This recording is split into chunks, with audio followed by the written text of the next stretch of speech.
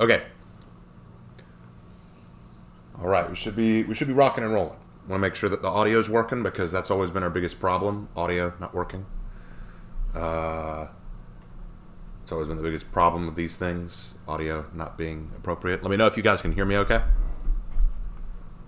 Let me know if you guys can hear me. Got a pretty decent turnout to start out with, 34 people. That's not bad. But I want to see us get over 100. I want to see us get over 100 viewers. Come on, guys. Let's see that happen. 100 people. Then again, considering how many subscribers I've lost over the last few weeks, I don't even know. Like, I just don't even know. I feel like my channel is at its... I feel like my channel has peaked, and it's now just going downhill. But that's the price, you know? That's the price of making new content. When you make different content that doesn't please every one of your audience, you know, you lose people. That's what happens. Whew. All right. Well, welcome, everybody. Welcome. You'll have to forgive me. I am a little tired. It is early. Well, I mean, it's not too early. I bet if I was not doing this Warriors Den stream, I would be subbing, and I would currently be in a classroom right now. So it's not too early, but even now, if I were in a classroom, I'd be tired. Like, the kids would look at me like, "Yo, like, you sub? Are you tired?" And I'm like, "Yeah." Like, you want to take a nap? You wish. Excellent. Glad y'all can hear me. Excellent. Well, welcome, guys. So this is the Warriors Den. This is the pre-Warriors Den. This is where we hang out, chat, shoot the shit, you know, just catch up with each other. You know, we get to talk. You can ask your questions. We can speculate about the Warriors Den coming up. Super excited about it. Kind of snuck up on us, didn't it? Like, honestly, you know, sometimes, like, you kind of sit there and go, like, oh, come on, when's the next season? And then you're, like, watching the calendar. I wasn't even thinking about it too much. It was just kind of like, hey, you know, we're getting close to the new season, aren't we? And then I look, oh, it's literally in a few days. But I'm glad it's coming. So it's going to be awesome. Really excited for the new season. I don't know anything about it. I'll be real honest. You know, I had a person hit me up in the comments the other day saying that I shouldn't do Warriors in reaction because I already know what's coming. I got early access and all that, and that's not true. I didn't get early access this time. I have no idea what's coming. So my response will be 100% genuine. I have no idea what's coming. Hey, Lucy, how you doing? Yeah, so I'm excited. I'm really... Hey, Lee, you doing good? Awesome. I know how life has been hectic for me, too. You're good. Question, Raven, I haven't watched your streams in a while. How are you doing? Man, me personally, I've been better, man. Like, I'm not gonna say I'm bad because that's not true. I'm not bad per se. I'm just worn out. Like, there's been a lot going on. There's been a lot going on with me lately. Like just stuff that I mostly can't control. For example, like just stuff with work. Like a lot of stuff with my bosses giving me a lot of grief. Money problems are still there, you know, and I remember when I made that video like months ago talking about how I was in the red financially and everyone came out to help me. I really appreciate what y'all did, by the way. It means the world to me. But still, and I'm not as bad as I was for sure, but still financially I could be doing better, and with bills piling up, especially with Christmas and my birthday right around the corner, it's stuff I don't want to deal with right now. Well, let me go ahead and pull the stream up so that we have it.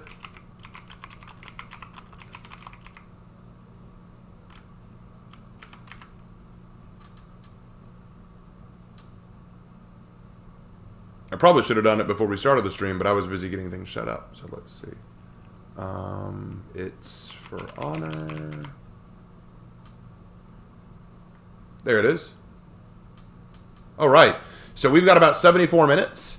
Would you look at that? Little me there. Hey, right there. I love it. But yeah, we're ready to rock and roll. Let me move that over. Get rid of that. There we go. And get rid of that too. I'll deal with that later. All right. Awesome. So we're set. We are all set. Hey, $5 from Silver Wolf. Hey, Raven, here's some gold for the kingdom. Sorry I've been missing streams. Been unmotivated to do anything lately, but glad to catch this stream. Well, you know, you're good, man. You're good. Don't worry about it. Don't even worry about it. It is all good. I'm glad that you came by to this stream. I'm glad that you dropped in. You know, it's always appreciated.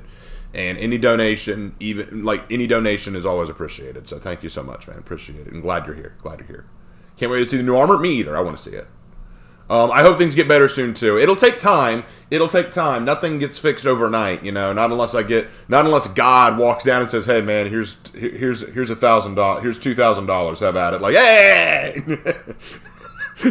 God, you know, I think you got bigger problems than mine, but you know that's between me and God. God will do me. The Lord will do me a solid. Anyway, hey Raven, can you tell us about the Joseon Dynasty? Probably not a lot of time to talk about all that I want to say about the Joseon Dynasty. I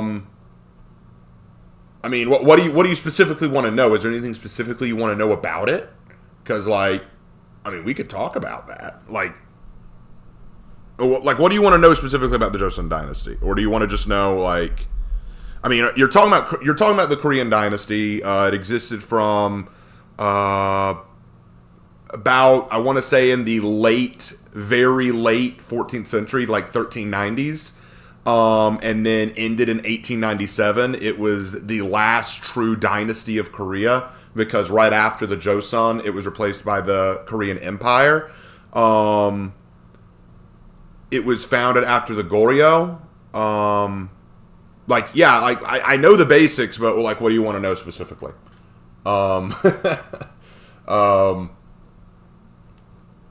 Hey Raven, hope you're doing all right. What are your hopes for the stream? My hope for the stream is that the new hero skin is a Wulin. I know that it will be. I'm hoping it's either JJ or Tiandi, because Tiandi's the only Vanguard who doesn't have a hero skin. But JJ would be awesome too. You know what? I just like another hero skin for the Wulin. I'm hoping that we get some cool Wulin cosmetics. I'm hoping that we get some cool new armor sets for the heroes. I'm hoping that Warden's feats that they talked about in the testing grounds get approved. I'm hoping that Sohei gets a fix. I'm hoping that Sohei gets a buff, because right now he is the weakest character in For Honor. He needs a buff. I'm hoping that Nutsha gets some love. I'm hoping that I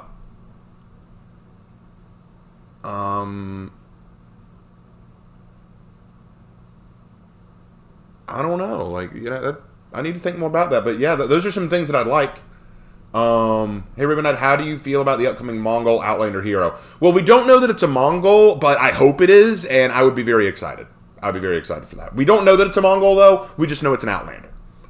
I thought the stream was tomorrow. Nope, it's today. It is today. Ha ha! The new season starts tomorrow. That's what you're thinking.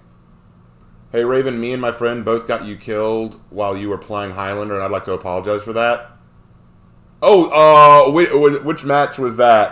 Because I've been playing Highlander a lot lately.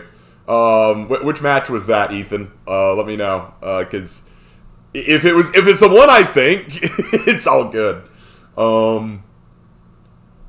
Probably going to near the healing factor. Warden does what he revives. I tried it myself. Oh, I hope that'll be cool. I hope there's a little tease for the new hero. There better be. I want to know what they're giving us. I really want a Mongol hero. I heard leaks that the new hero is a monk that whips his enemies as much as himself to atone for the sins of Apollyon. Really? Well, that'll be interesting. How did the Joseon Dynasty impact the future and the country of China? How did the Joseon Dynasty impact the future of China? If I'm being 100% honest, it didn't have an enormous impact. Like, China and most of the Korean dynasties had a working relationship, nothing huge. Because at the time period of the Joseon, Korea was maintaining its isolationist policy up until about 1880. And that was mostly because of Japan's influence, definitely. Now, China did lobby for Korea to open up to trade with the West, especially the United States. And so eventually that did happen. But keep in mind, China was almost like a big brother to Korea. You know, like they kind of led Korea in the direction they wanted them to go. China almost saw Korea as its next door neighbor and kind of just treated them that way. They encouraged Korea to do certain things, but other than that, the Joseon Dynasty didn't make any huge impacts on China. If anything, China had impacts on the Joseon. So that would be my answer to that. Interesting question, though. People say it's Greek warrior. I know people are going to be angry. I don't think it's Greek. At least I hope it's not Greek. Because right now I think we need more Asiatic heroes. And I know people are going to say, oh, but Sohei just came out. Yeah, I know. But if this is a Wulin season, let's focus on, Wulin-related heroes, Recently heard that Elon Musk was planning on buying Hasbro. Really? That'll be funny. Raven, if the new hero is a Mongol, we need to scream, I'm my heart, I'm a Mongoloid, it's what I am, we are a horde. No, if it's a Mongol hero, I've already got the song picked out. And no, it's not The Who. Everyone always wants it to be The Who, and I'm like, I like The Who, but that's not what I thought of. Do I know anything about the Basque Kingdom of Navarre? Actually, no. That's the first time I'm hearing about it. Oh, I just remembered a very interesting figure in Korean history. I forgot his name, but he had the title of the Iron Lord of Loyalty. Don't know who that is. Unless you mean, Admiral Yi Sun-sen? Do you mean Yi Sun-sen? Because he was definitely a badass, loyal figure. So, maybe Yi Sun-sen. How is the Mongol hero going to be different from, like, JJ? I don't know. I got to see it. There's no way the new hero isn't going to be a Mongol. I don't know how they would add any other culture to a Wulin season. I know, right? But they've surprised me before. The Wulin need love desperately. You are exactly right, Lee. What's up, Raven? I hope your money problems are getting better, man. They are. They are better than they were before, for sure. They're not great. I still need to... there's still some work that needs to be done. Because, especially now that Christmas is here, that's going to sap a lot of money away. And my birthday's around the corner. And you might think, oh, well, your birthday, how does that sap money? Because people don't come to me on my birthday. I go to them. Because everyone's out of town during the Christmas holidays. So my birthday's December 29th. And because it's the 29th, it's so close to Christmas that everyone's out of town or doing stuff with family. So most people can't come to me to celebrate my birthday. If I want to celebrate with friends, I have to go to them, which really sucks. So yeah, it's not a lot of fun.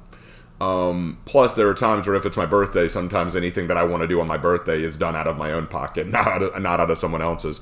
There's no one who comes along and says, hey, man, I'll buy your dinner tonight. No, I mean, it's one of those things.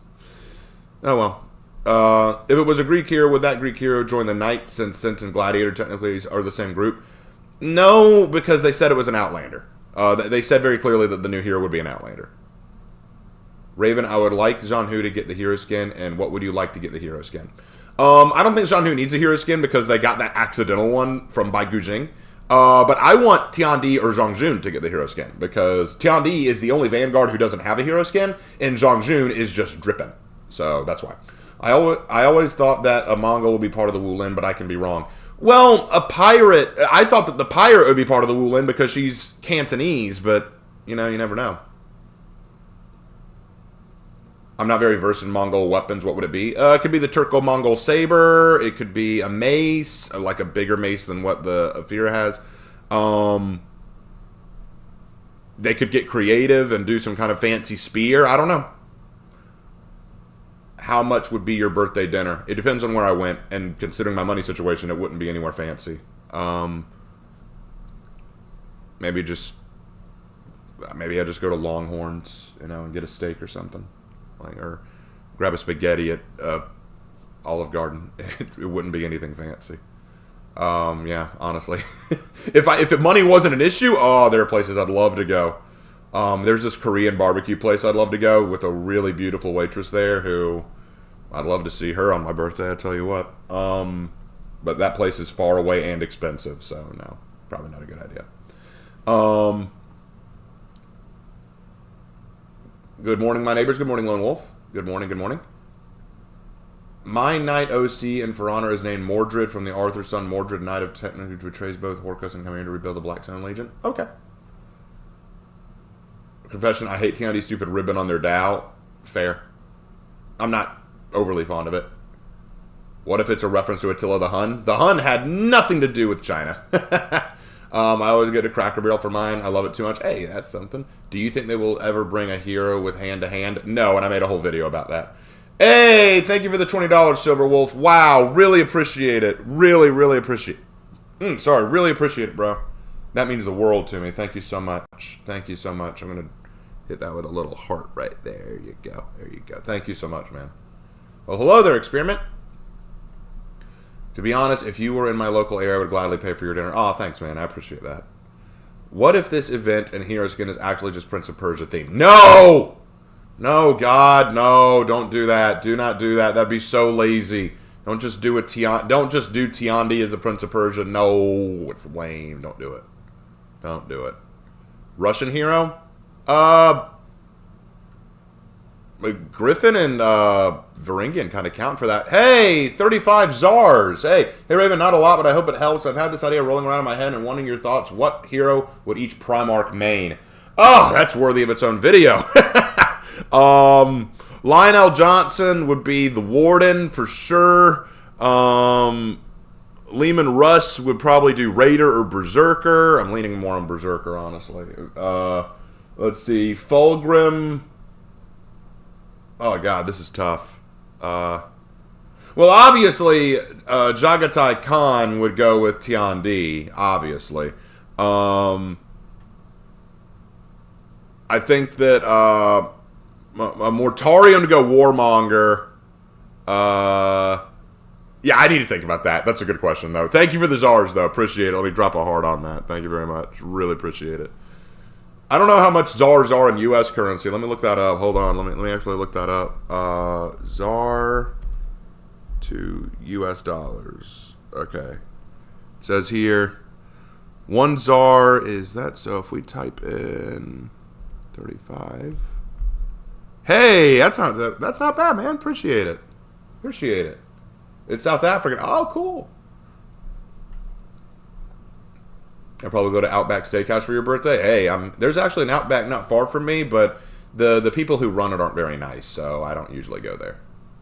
What up, did I miss the party? No, Lord Thunder, you're here just in time. Angron would go Berserk.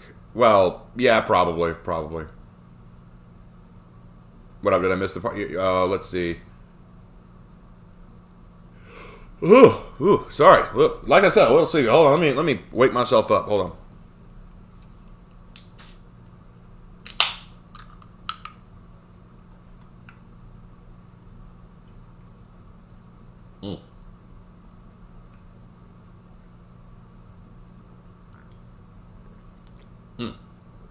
Better. Shotokan, I'm here, Raven, but I'm at work. Hey, man, no problem. I know that a lot of people are either at work or school right now. That's totally fine. I took today off specifically so that I could be here for this.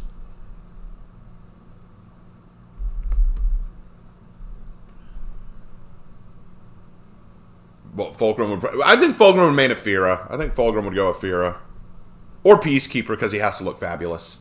Hey, Aaron, how you doing? How you doing, man? When is the stream, Raven? We got an hour, 60 minutes left. 60 minutes left. But hey, y'all are with me. We're hanging out. We're having a good time. You know, no reason to rush things. Now I'm trying to think who Sanguinius would main.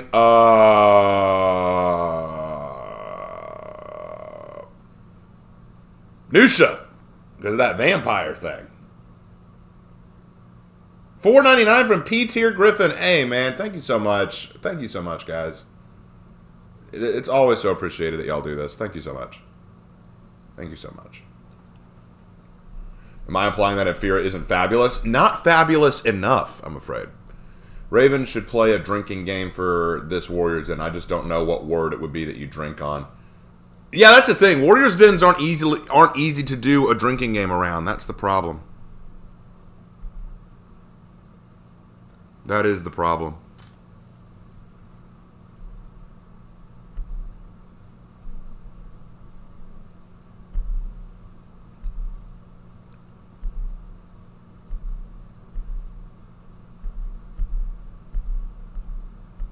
Hold on. Damn it. Hold on, guys. I just got a message from my boss. 1 second.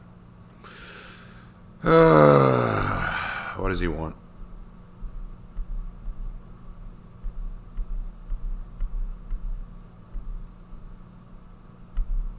Sorry, boss. No can do. I can't do that. Anyway, I think Aphira is hot. She is. She can be, if she showed her pretty face. Raven Knight, would you be willing to play a few games with viewers after the stream to celebrate, or do you got things to do? Unfortunately, I cannot, because once I get done with the stream, I'm going to be working on the summary video. Because if you don't know, after every Warriors Den stream, I do a Warriors Den summarize where I basically break down all the stuff that we saw. And so for people who couldn't catch the Warriors Den, so I'm going to be working on that. I will probably be on For Honor to get some background footage, but I can't really play a whole lot with viewers tonight. And then later tonight, this evening, me and my brother are going to be streaming a live response video. So that we're going to be busy with that. Hey Raven, have you seen the Horko symbols on the covers of the Warriors Den? Yes, I saw that. I'm interested to see what that means.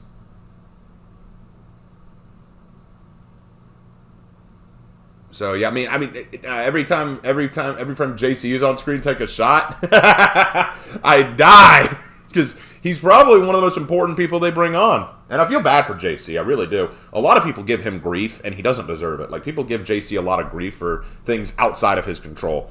Like I can't. It really baffles me how JC will openly say, "Hey, we go very slowly on balancing updates to characters because we want to make sure that the small changes we make have the right impact." Like he said, we don't do huge changes because they could cause more problems.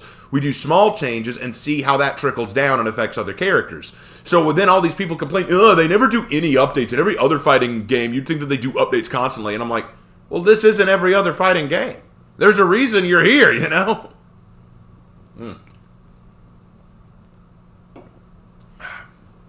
What if one of the missing Primarchs was a Russian-inspired Ivan the Terrifying and Rasputin? It was forgotten because he worshipped the Dark King, Chaos Emperor. That'd be interesting. I had two ideas for Lost Primarchs. One is the second Primarch, who is basically a Christian. Like he is this hardcore Christian who discovered the Terran faith of Christianity, and God spoke to him, and his entire legion were basically called themselves the Sons of the Cross. And that's why he was expelled. And then the second one is a woman called Isan. She's basically a woman Primarch, and that's why she got expelled. So, I had a lot of crazy ideas. Warlord should get a buff. Warlord's fine the way he is, if I'm being honest. And that's the sad thing about Warlord. He's got a very basic moveset, but it works,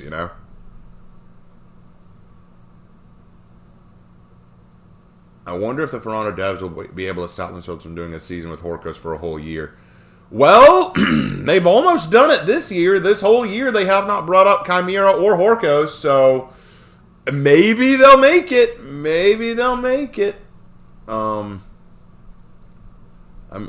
interested. Girls are yucky, Biggie. I don't know. A lot of the girls in Warhammer 40k are effing awesome. Like Saint Celestine's one of my favorite characters. She's just so kick-ass. I'm calling this either an Indian or a Mongol hero. I'm leaning on Mongol. But we won't know yet. This isn't the Warriors Den for that. The Warriors Den for the new hero is going to be in Title Update 2. So that's going to be like late January, early February. I just want rework feats for Raider like how Warden got. And that may be coming. We don't know. That may be coming. If anyone needs a buff, it's Sohei. No, you're right. Definitely. Definitely. Hey, Raven, how do you teach at school? What is your method and approach? Asking because I have job opportunities in teaching. Every teacher has their own unique approaches. And since I taught English and history, I was very old school. I did a lot of lectures and PowerPoints and stuff like that. And I did a lot of active reading in my class. I did have the students do independent work, but it often involved reading and answering questions. I was old school. I didn't use a whole lot of technology, and a lot of my superiors were mad at me about that. You gotta use the technology. They literally have that as like, that's part of your lesson plan. You have to write down what technology you're incorporating. And I'm like, what do you mean? What if I have a class where all we're doing is we're reading? What if I have a class where all we're doing is we're reading? Like, they still need to incorporate technology. Like, F off. Hey, Raven, what about a Space Wolves Warlord? I haven't started building any new legions yet, so I need time.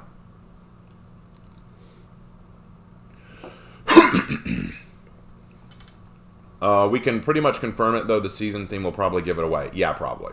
I want a Mongol, though. Speaking of Warhammer, I wonder why you made one of your characters in Darktide after one of your failed stories, Metamorphosis. Just for fun, honestly. And honestly, if I'm being honest, Christina's story, the story that I made for Christina, was just a small story within the wider story of Wars of Faith.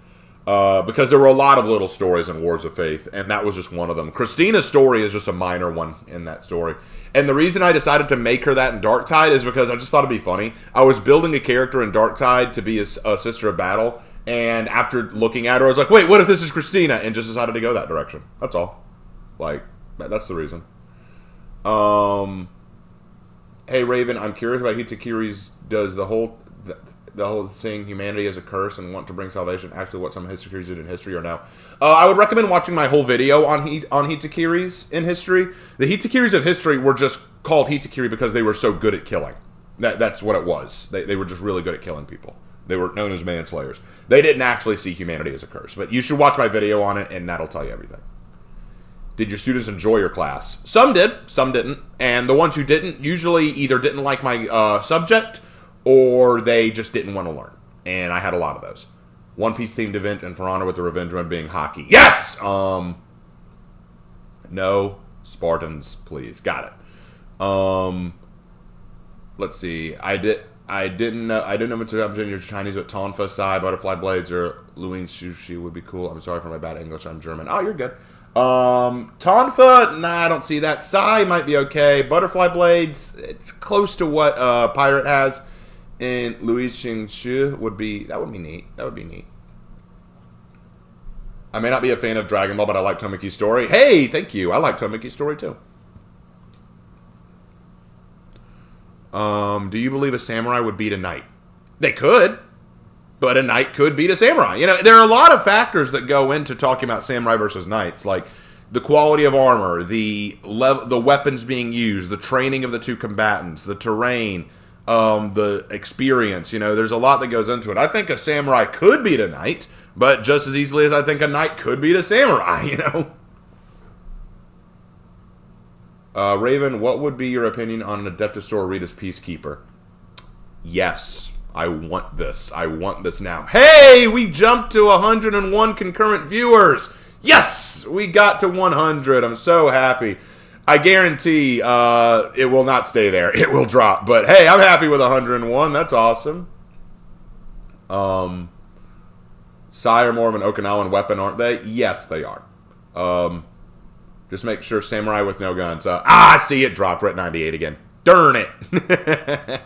I knew it wouldn't last, boys. I knew it wouldn't last.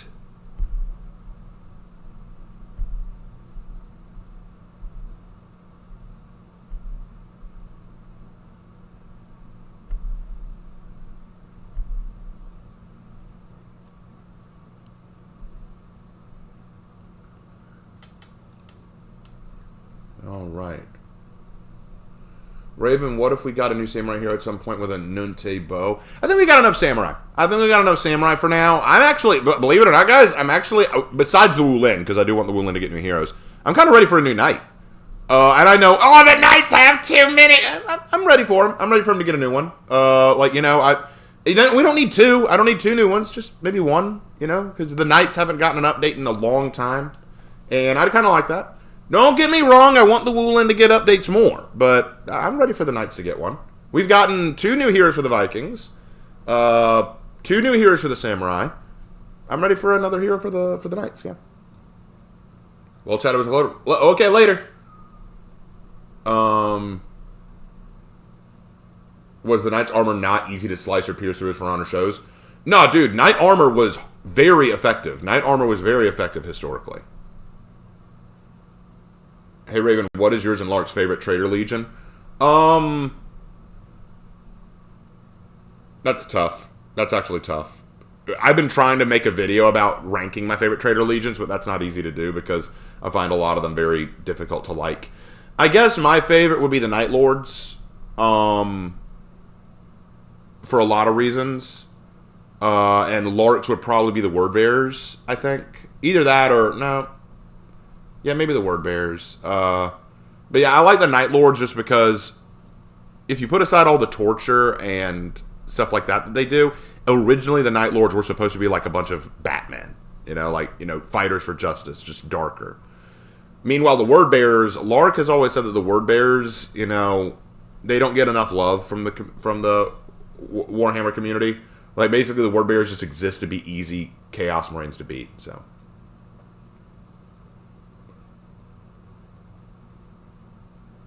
Do I think Ubisoft will make a For Honor 2? I don't know. I honestly don't know. I kind of want them to, but at the same time, I don't. I don't know. It's a weird situation. Knight Armor was good, but not against arrows. Actually, it was good against arrows. In fact, the Muslim warriors during the First Crusade said that the knights walked through volleys of arrows as if they were walking through the rain. So Knight Armor could hold up against arrows in certain cases. What's the ultimate weapon to say F you and your shield? A mace. A mace or a Kanabo, probably.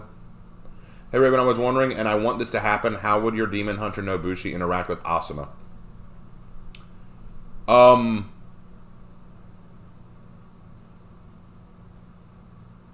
don't know. I actually haven't thought about that. That's something to think about. Love how Griffin has literally the definition of an Outlander. LOE, he steals all his moves and gears from all the factions. Yeah, I know. I actually agree with that. I always thought that Griffin should have been an Outlander, not a Knight.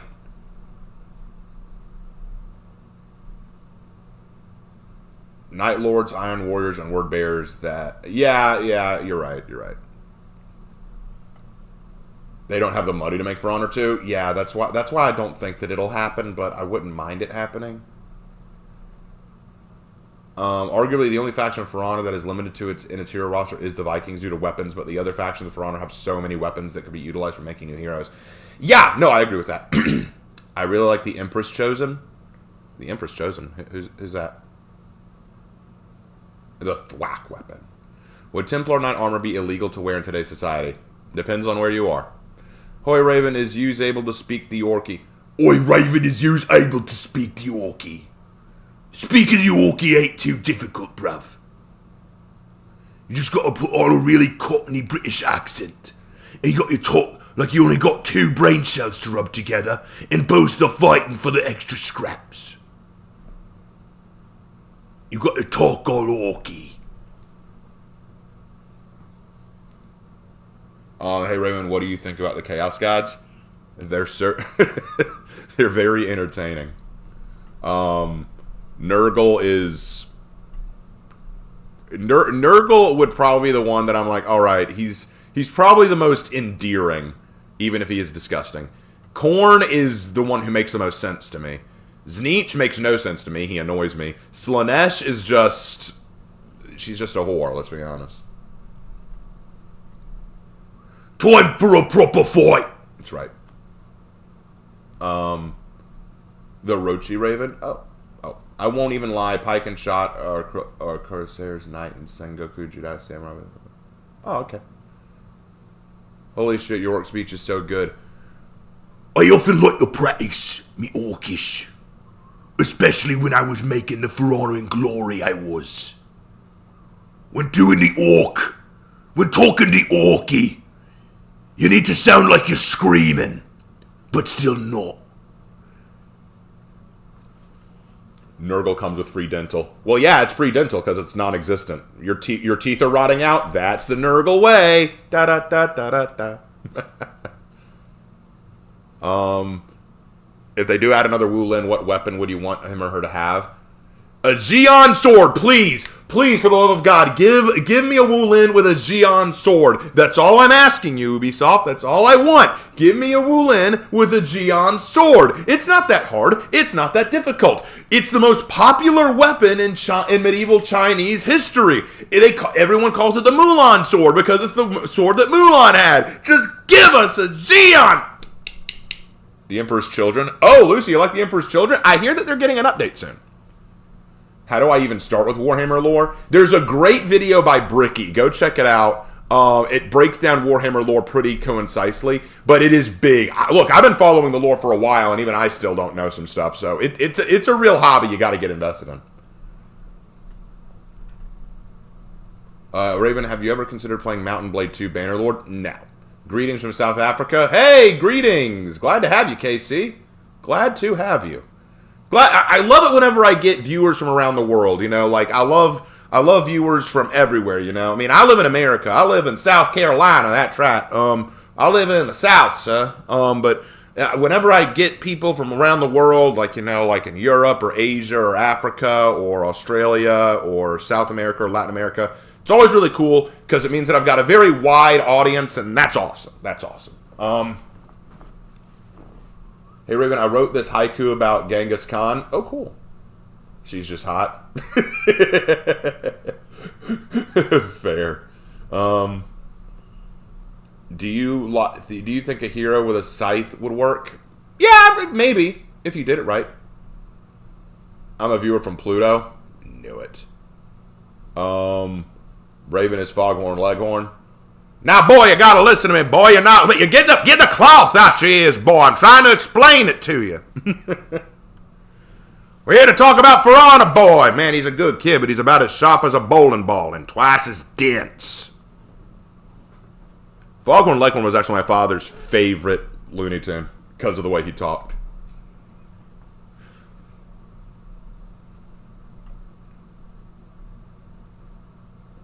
I'd want a Viking or a knight here with a scythe. Yeah, I could see that.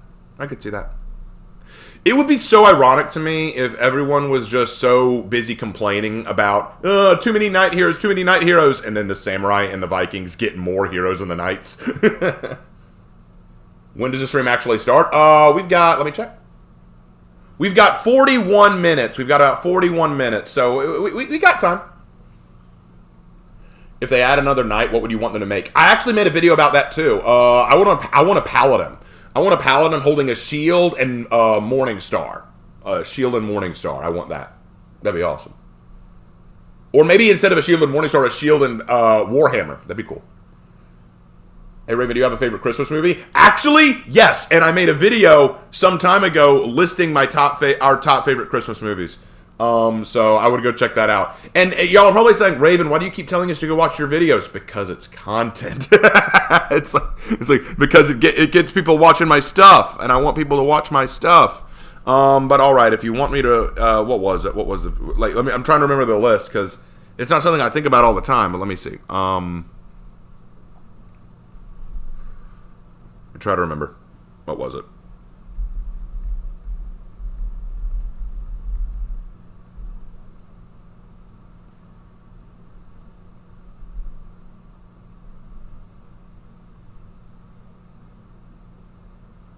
What was it? We're going to talk about wolves and sheep, but what about the shepherd? Fair enough. Fair enough. I'm not going to make it to stream. Oh, I'm sorry to hear that.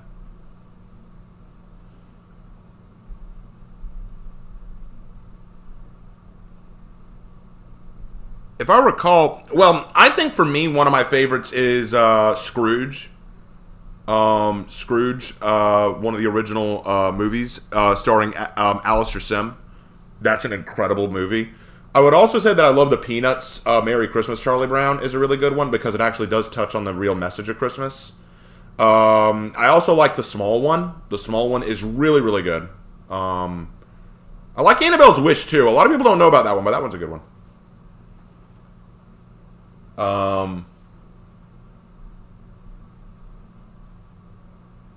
Wasn't the Warhammer made for the plate armor or hard armor? It could. It could be made for a lot of things.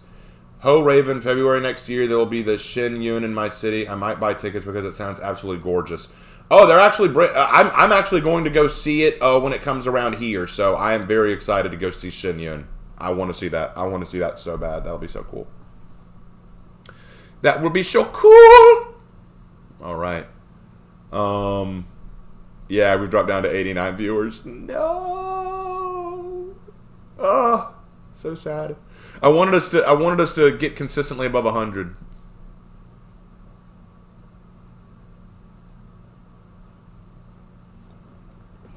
Get a drink real quick.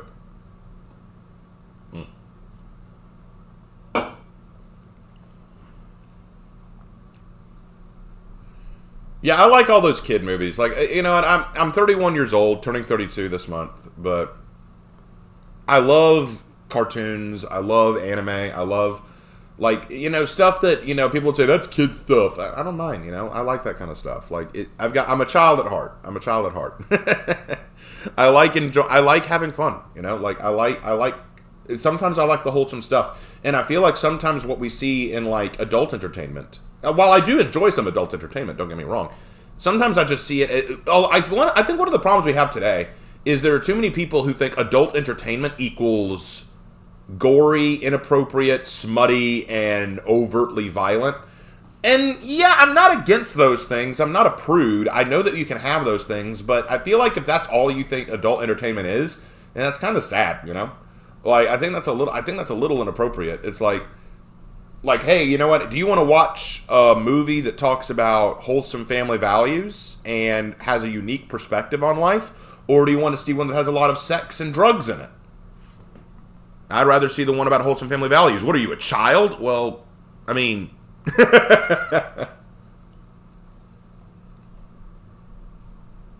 Oh, hold on, I got something.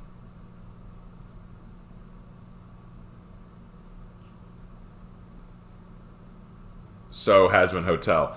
Hazbin Hotel is a great example of something that calls itself adult entertainment and is yet just so... Can I just say this about Hazbin Hotel? I'm just going to say this. Hazbin Hotel is one of these weird situations where they claim we're adult entertainment, but we are more childish than childish entertainment. Like, it's kind of baffling to me. Like, like y'all know I watched it, right? I did watch this. I'm not just talking out of shit. I watched this. In the climax of the whole thing, where Lucifer's fighting Adam, I'm like, you're talking to each other like you're teenagers in high school. You are the Lord of Hell versus the first human, and you're talking to each other like you're two teenagers trying to diss each other. And the way they drop the word bitch repeatedly on each other. Just bitch, bitch, bitch. You're in my house, bitch. Like, what do you think you are, Freddy Krueger? Try some new diction. Try some new diction. Like, it really, Hazbin Hotel calling itself adult entertainment is kind of funny to me. I'm like, there's something adult about you.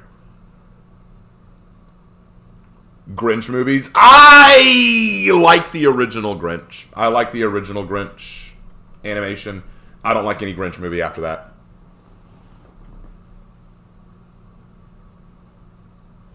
Hey, Hannah. Glad you're here.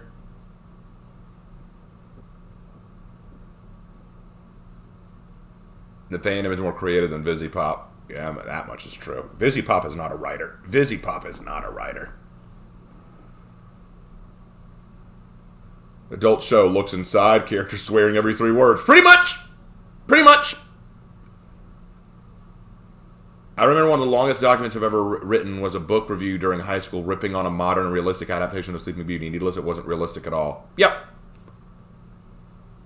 The only thing adult about Hazbin is that adults work on it. Supposedly. Jim Carrey's Grinch, watching Santa through binoculars. Talk about a recluse. He only comes once a year. I bet he lives up there to avoid taxes. I forgot that line. That's actually a good line. I'll give it that. Have you watched the Hell of a Boss show? I haven't watched all of it. I've watched some of it. It didn't impress me either. I'll acknowledge it makes a bit more sense than has been at times, but otherwise, no, that one doesn't impress me either. The only thing impressive about Vizzy Pop's work are the voice talents that she gets access to, and some of the songs that they write are well produced. Other than that, I'm not a big fan of her work. Jim Carrey recently came to Christ. Did he now? Well, good for him. Hey, Raven, have you seen the movie about the Christmas truce? Yes, that is such a good movie. Realistic fairy tales ain't realistic. Imagine my shock. Oh! LOL, Raven drinking MID. You drink a shot every time a character in Hazbin swears. I die after the first episode. Sorry, I zoned out for a moment. What's this about Hell of a Boss? I said that Hell of a Boss isn't that good. It's better than Hazbin Hotel in some ways, but it didn't impress me either. You think a For Honor anime would be cool, or a fully budgeted live-action For Honor TV series? A For Honor anime would be cool, because the Japanese would actually give it some love, you know? Speaking of has been, Alistair would make an awesome DBD killer. No, he wouldn't, because I don't see him taking orders from the entity. Alistair's the kind of guy who does things his own way.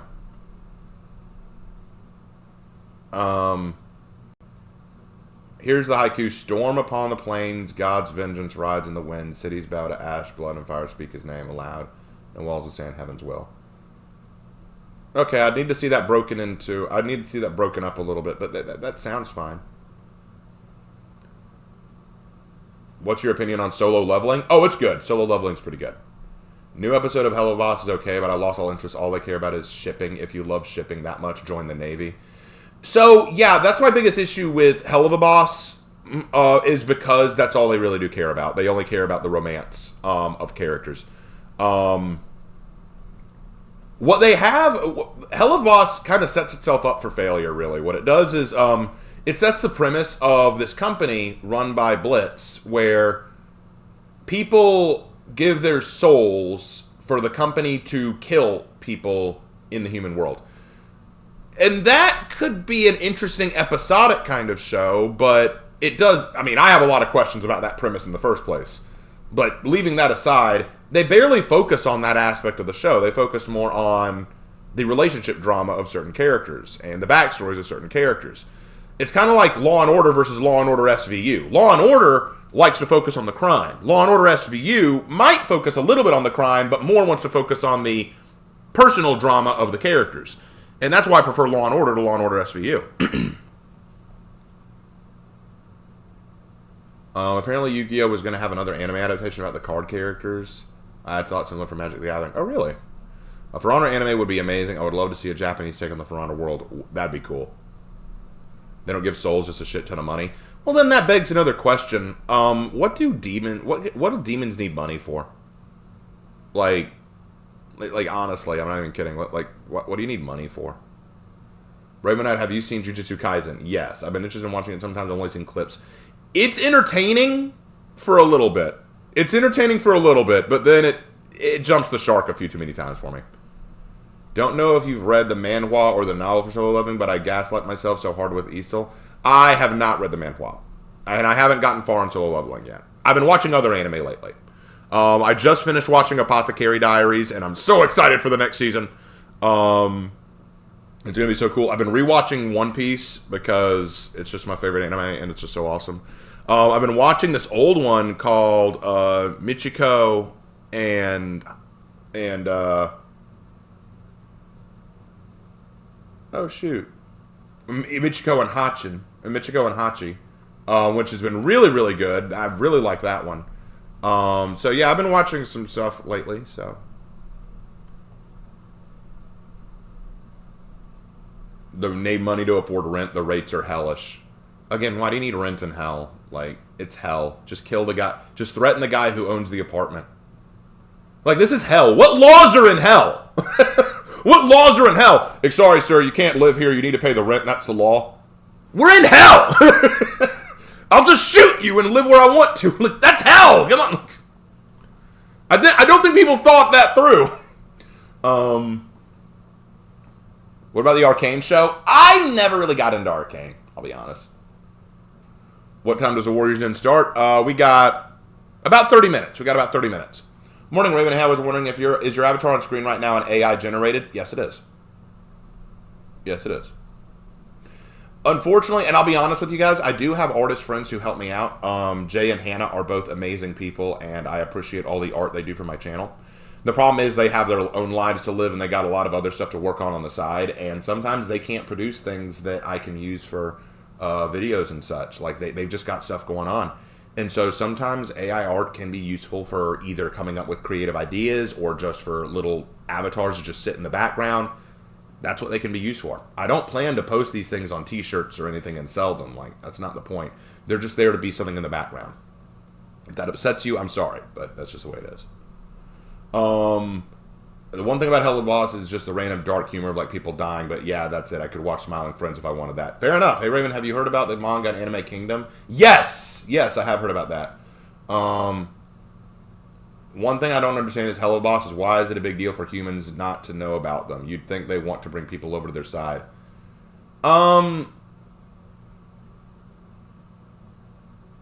I don't know. Like, I guess it's the idea if humans knew about demons, then it would make them know that God is real too. I don't know.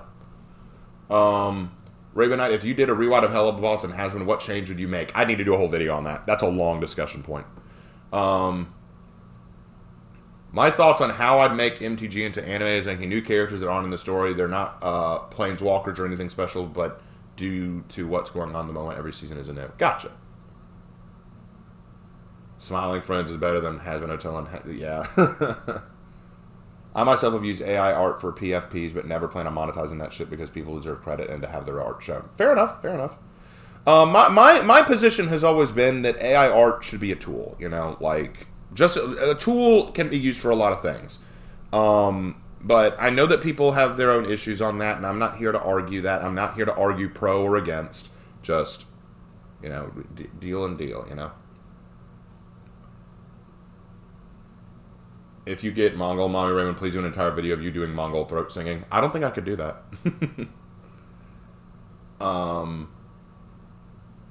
Thoughts on what looks like a harbor reskin map? I'm excited. If we knew demons were real, a lot more people would try to get to heaven. Exactly! That's my point. Like, that's why when people ask, do I believe that demonic possession is real? I say yes, but I do not believe that it is as, like, crazy as what you see in movies. Because, like, if demons did things as openly crazy as they do in movies, then everyone would believe that they're real. Revenant, are you a fan of Star Wars? And if so, have you ever played Star Wars: The Old Republic? I was a huge fan of Star Wars for a long time. I kind of fallen out of it just because of what's happened to Star Wars lately. I did play Star Wars: The Old Republic. It was one of my favorite games to play. The good thing about AI character design art is that it's free to it's free to take because it's not copyrighted. Fair enough. Live in 30 minutes. Yes, Max, I know. We're just having fun. Let's not rush things. Seeing is believing is a very true quote. Yeah. But that's the thing. If you have blatant evidence that demons are real, then you've got to assume that God's real too, you know? And that's the last thing Satan wants. Disney fatigue. Well, what Disney did to Star Wars was a sin.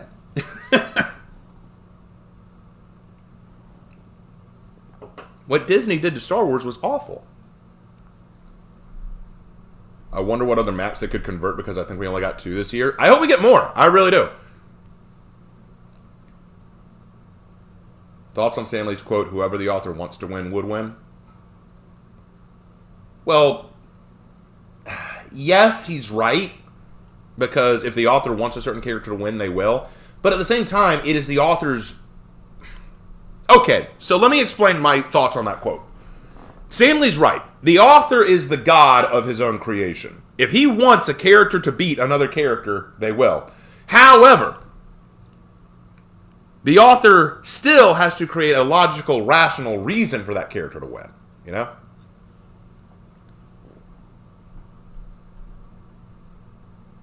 Hey, Raven, on another topic, do you like Lord of the Rings? Yes! And if so, what is your favorite book or movie? I think my favorite was Return of the King. Return of the King was probably my favorite. I always prefer Battlefront 2 and Force Unleashed. I miss the old Battlefront 2 intro. Yeah, dude, I like that too. I just hope they don't give the new hero just a normal sword or saber like it's a Mongol. I hope to God they don't give her a regular old Turco-Mongol saber or something normal like that. I don't know what they're going to do. And we won't know until late next month. Hey, Raven, have you played the Rogue Trader CRPG? No, but my brother has. My brother has played it. He liked it.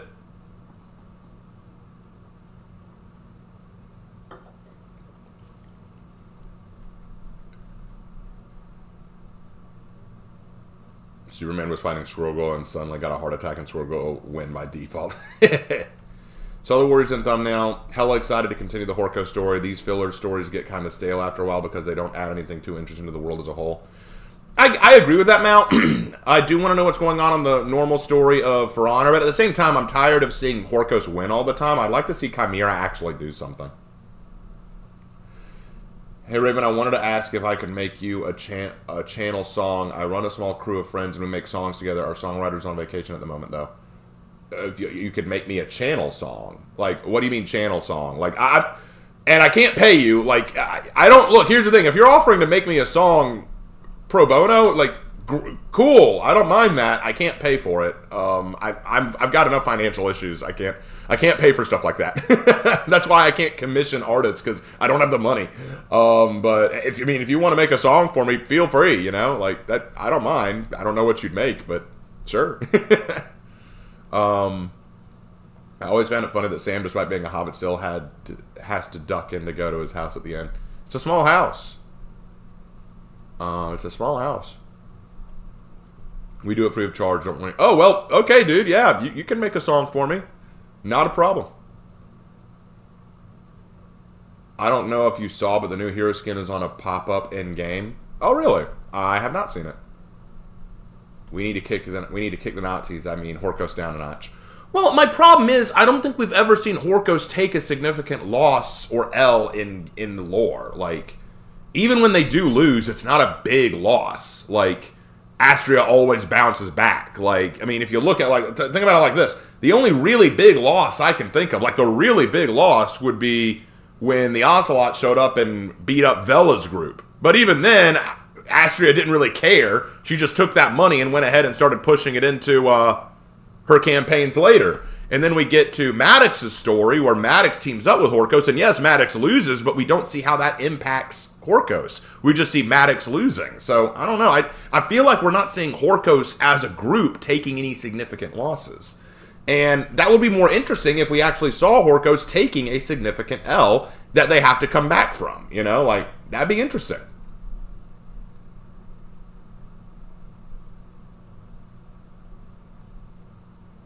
Hey Raven, saw your Houndmaster fix video and got it to say once more, I loved it, I love it lots. I'm glad you do. I got some messages today from people saying that they didn't like it, and I'm like, okay. But one guy was basically saying, you didn't fix anything, you just made a whole new character. Yes. I'll tell you why. Because sometimes when you screw up so bad, you have to go back and start from scratch. Like, I mean, I used to work with my dad in concrete construction, and there would be times where we would lay out concrete for like a sidewalk or a step ladder or something, and the concrete wouldn't set right, like because the foundation was bad or something. And when that happens and the concrete hardens, there's only one thing you can do. You got to break up the concrete, get rid of it, and start again. That's what you got to do. So sometimes when you screw up so bad that there's no fixing it, you just got to make something brand new. Raven Knight, do you think For Honor Dead by Daylight should do another crossover? I like that. It's not that I don't love the Saber. There's not... Oh, you're talking about the Saber. You're talking about someone else. Okay. I just need Griffin to purge the Chimera leadership and take back control of the faction, because I get the feeling their current leadership is the Mass Effect Council. All right, Mal, I'll give you that one. The problem is we need to know more about what's going on with Chimera. Like, we know that they're the Goody Two-Shoes, but can we get some details on the Goody Two-Shoes? Like, can we get a little bit more about them than what we've already gotten? Like, we know that Daubeny and Griffin kind of run things, but to what extent? What are their goals? How much area do they control? That kind of thing. Sometimes you just got to trash what you got and start over. Exactly, Hannah, exactly. Basically, Chimera didn't do much. They let Horkos ran rampant while Horkos and Daubeny sat on idle hands. It sounds like it, but we don't know. Daubeny as Survivor win. That'd be actually funny. All right, let me check the time. We got about 20 minutes, guys. 20 minutes. I'm getting excited. Take another drink.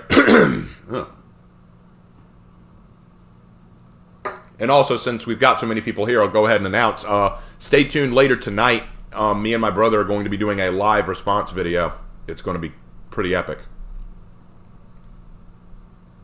Not Griffin Raven, it's Monkey. Monkey!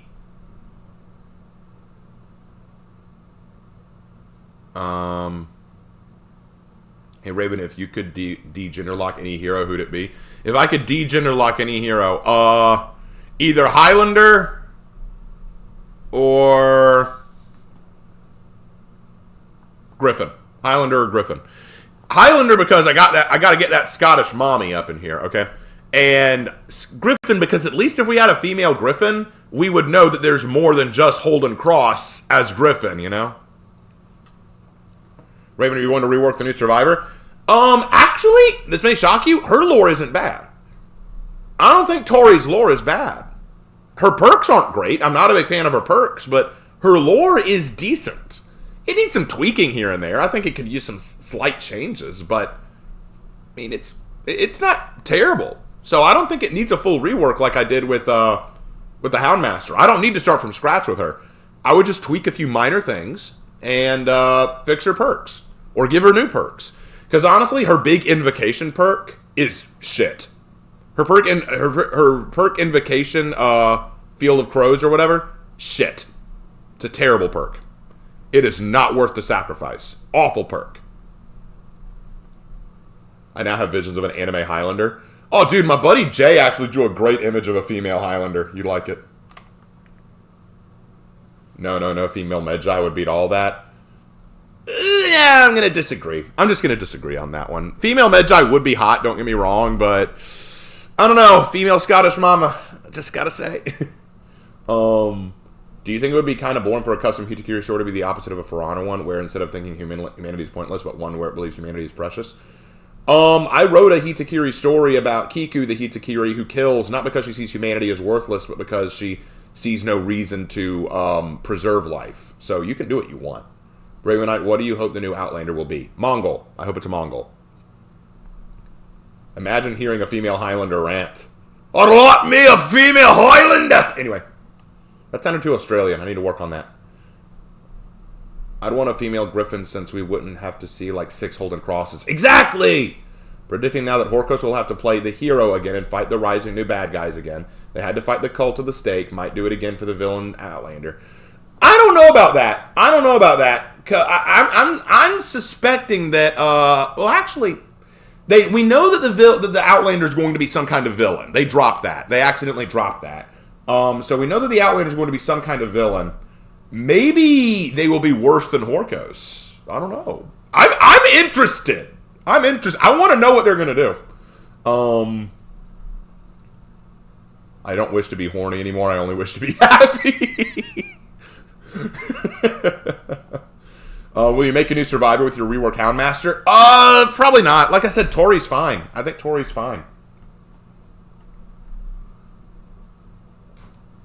I want 2 more invocations to come to Dead by Daylight, then I would run a full 4 invocation. Sif, that's the problem. You do know that the invocations do not stack, right? Even if you run both of the current invocations, you have to choose one. Yeah. You can't do it like boon totems or hex totems. Invocations, it's only one. So you don't even get to stack invocations. Yeah. You have to choose one. You can't stack invocations. I know, it sucks, but that's what they did. Again, why it's pointless. Wait, when did they drop that the Outlander would be a bad guy? During the year announcement trailer, when they were announcing this year of For Honor, they dropped that the new Outlander hero would be a villain.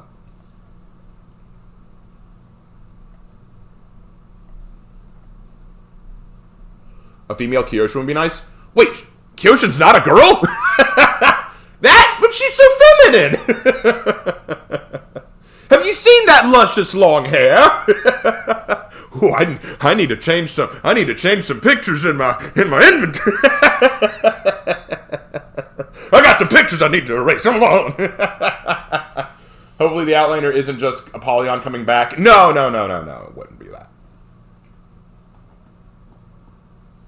For just now, first time Outlander being the villain instead of just being victims. Pirate. Pirate was not a victim. She was kind of sort of a villain. Kind of. She has the worst of the 2 invocations. She does! It's such a bad invocation. It's so worthless. It is so worthless. I hate that invocation. I will be going on a rant about that when I do her dedicated video. Trust me.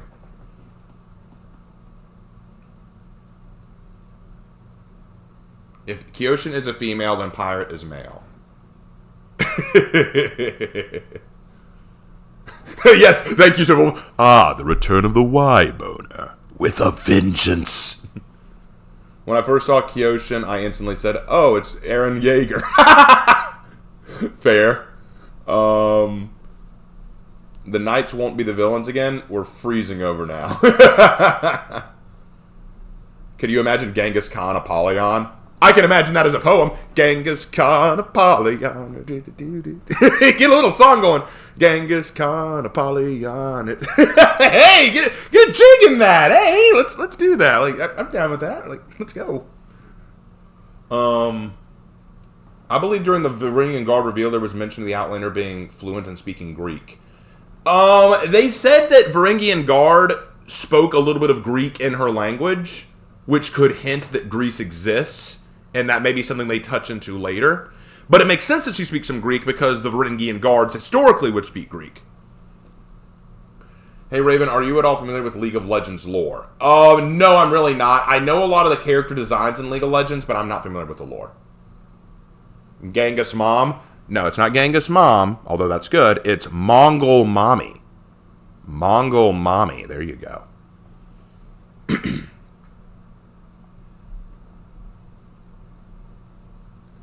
What do I think about the Ancient Sith? They're cool. I mean, they're cool.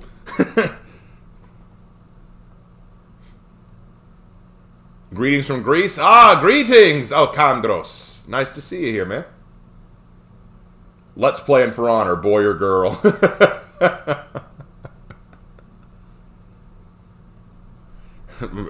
when you hop into For Honor, Professor Oak is there. Are you a boy or a girl? It's the year of our Lord 2024. How can you ask such questions?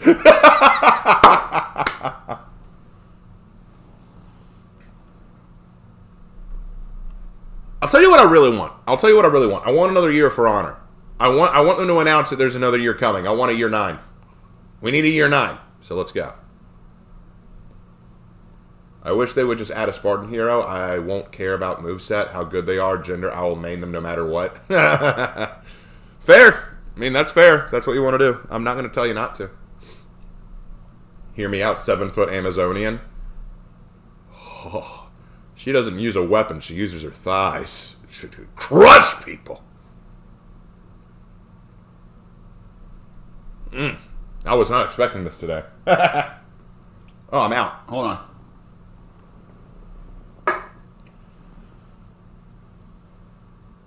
I hope the Warriors in audio isn't crappy like last time. I hope not, but we'll see.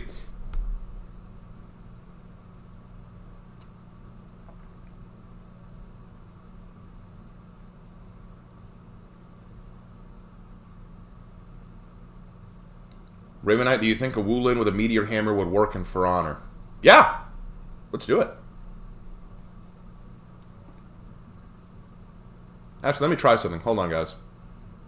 I'm going to try something.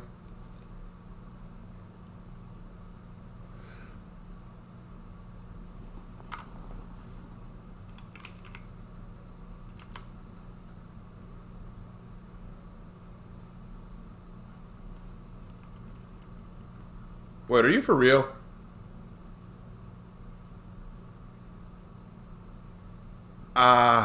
Okay, whatever. Alright. Anyway.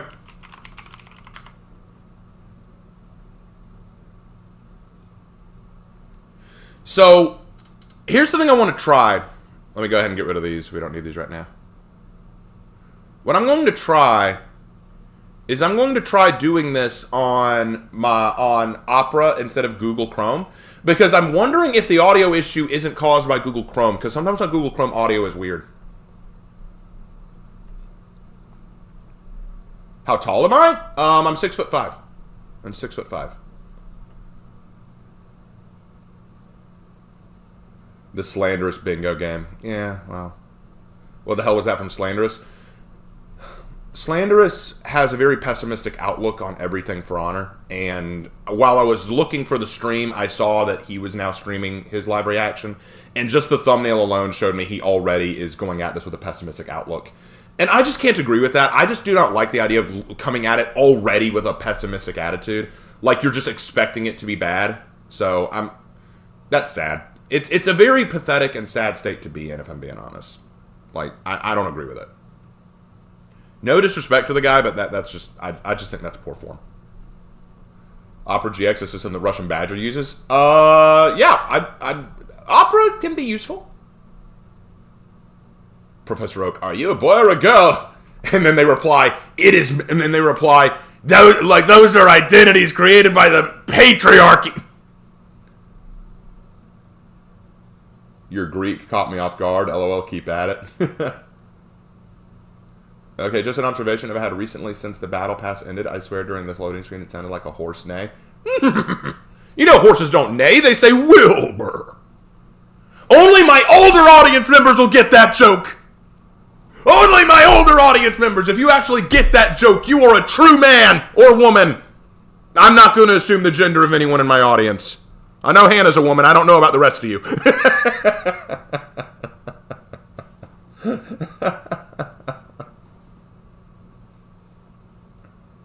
What is 6'5" in non-freedom units? I don't know. Let me put that in. 6'5" in meters.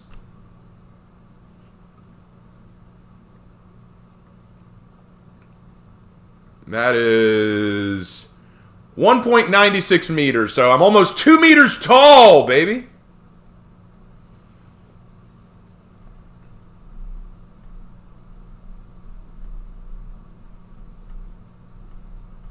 It's been a while, AC. How you doing?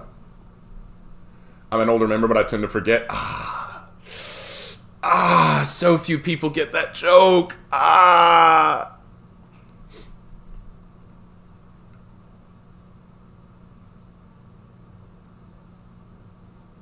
Oh, my gender? Well, good question. Wilbur. Mal, do you get it? Do you get the joke? Please say someone gets it. Please make me feel less old. Raven Knight, you're bigger than Umar Johnson. I am.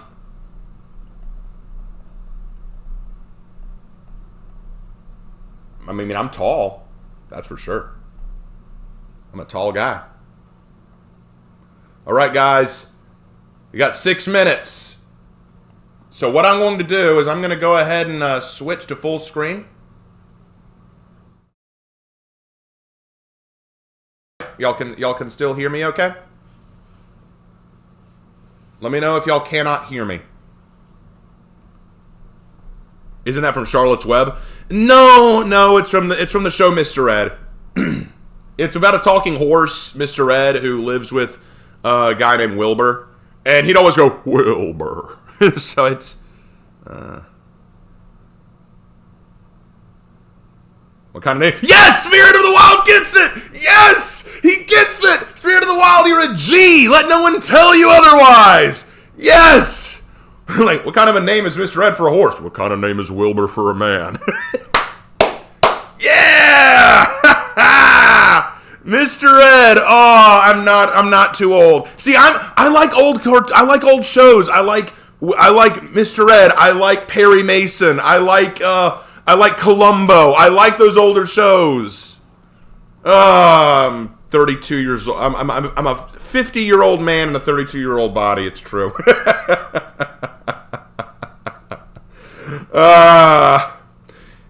He's a horse, of course. Yes! Yes! Yes! Other people know it. Yes! I'm so happy. Oh, that's so awesome. Okay. Whew. Okay, I'm good.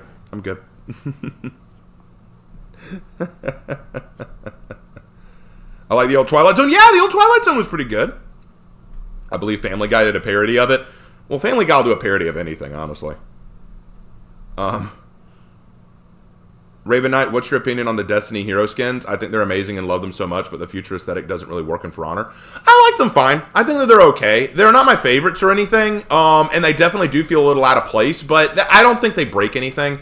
For me, at least. I know for some people they do.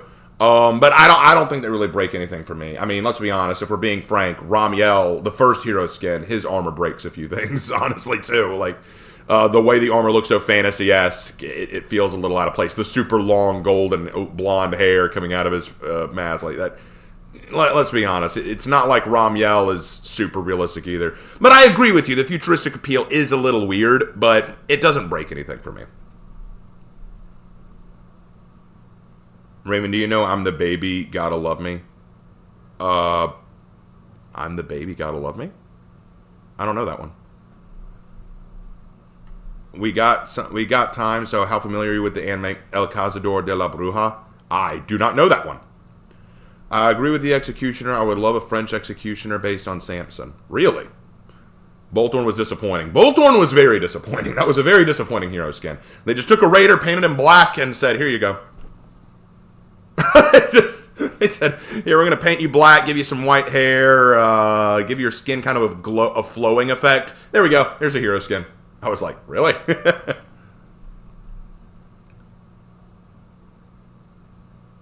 Dinosaurs? Oh, give us a dinosaur season, For Honor. Give us just go ham. Give us dinosaurs now.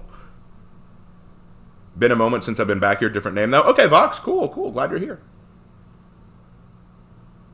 I don't mean to absolutely impose this on you guys. My IRL birthday is a week from now. Oh, cool. Raven, what about Not the Mama? I am familiar with that one. Raven, can you get a how to build series on movie characters like William Wallace, Highlander, or their Yorm? I could try. You should see my Boltorn skin with the Mass Effect from this year's Halloween event. Okay. And Ezio, and I'm dying on that mountain. I did not like Ezio. Ezio's skin.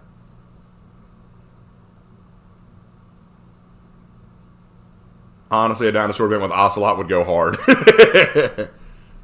Could they ever make a Musketeer hero? I don't really see it.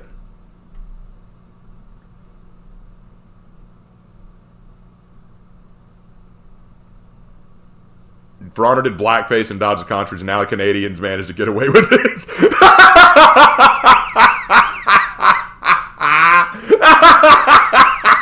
Mal up in here spitting facts. They done did blackface with the Raider and got away with it.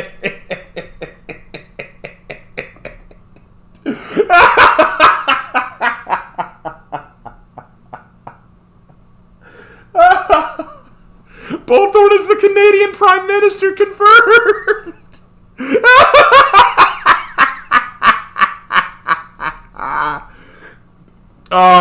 Mal wins comments of the day right there. That was great. Oh, that was great. Oh, that was great. The Ramiel skin is still bugged, by the way. Yeah. No, Raven, if they did a rapier here, they would have to parry be done with a dueling cape. That still doesn't make any sense to me. Raven, we need a British person PK skin. Okay. Oh yeah, I forgot Bolton wasn't originally black. And once you go black, you never go back.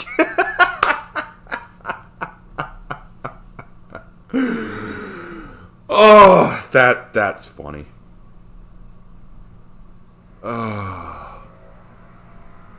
Hey guys, finally made it. Hope I didn't miss anything. You haven't missed anything yet. We've got a couple. We should be starting anytime now. And if the audio is bad, we will try it on Opera just to see. Because I'm going to test it. I'm going to see if it does better with Opera or with Google. Raven Knight, do you think we should get more mythical hero skins like we got with Wukong? If they can insert them, fine. Raven, Late House's Joker laugh. I can do a decent Joker laugh.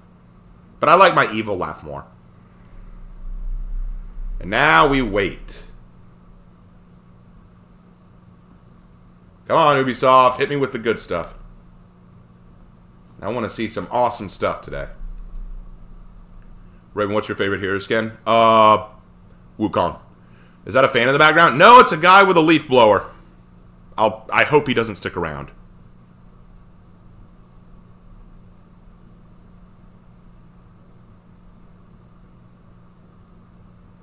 Oh, so that's why Nefrika was so heated. He saw Boltorn try blackface and couldn't let it slide.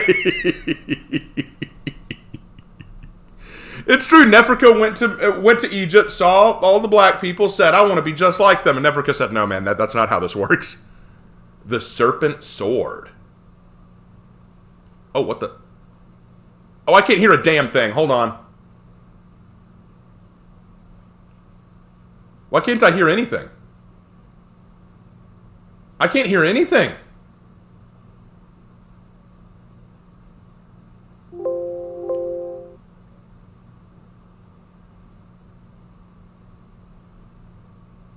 Are you kidding?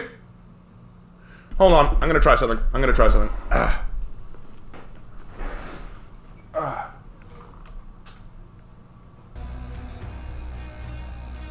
Could do that. There we go. Yeah. I can't hear it. Can y'all hear it?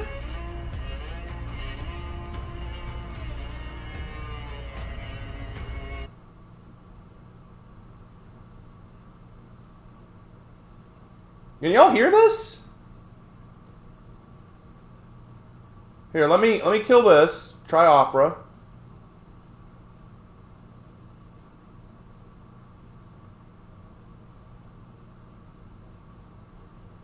I can't hear a damn thing. I can't hear it. Y'all can hear it? I can't hear it.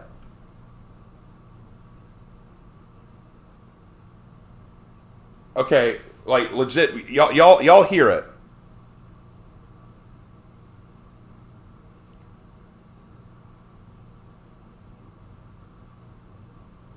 I can't hear a damn thing. I really can't. Hold on. Hold on.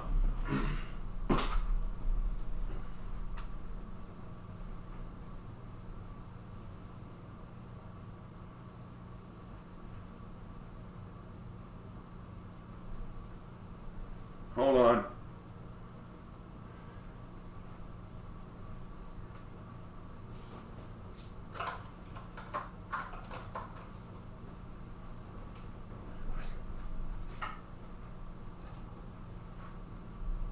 Let me try this. I'm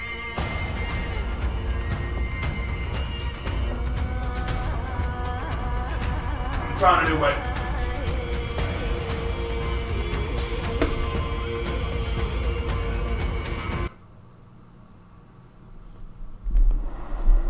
Okay, legitimately, this is so fucked.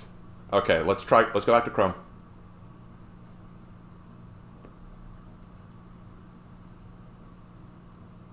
I legit can't hear it. I'm using my earbuds, but I can't hear it. Do I have to lose the earbuds?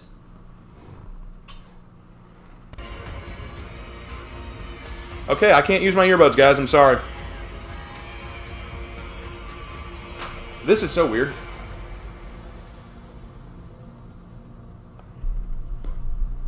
Can y'all hear it now? Can y'all hear it right now?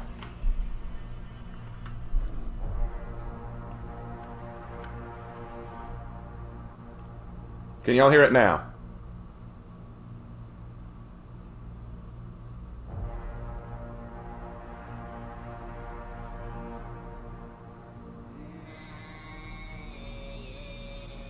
Y'all might hear an echo because, okay, so here's the thing. For some reason, I can't hear anything through my earbuds. I legit can't hear a damn thing through my earphones. So, I'm sorry, we're just going to have to go earphoneless for this stream. You might hear an echo. I can't do anything about that. I legit can't do anything about that. I'm sorry.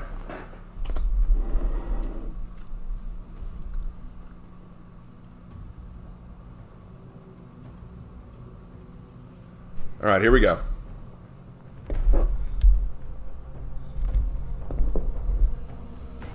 I can hear it. I can hear it now, but I'm using my TV speakers. I'm not using my earphones.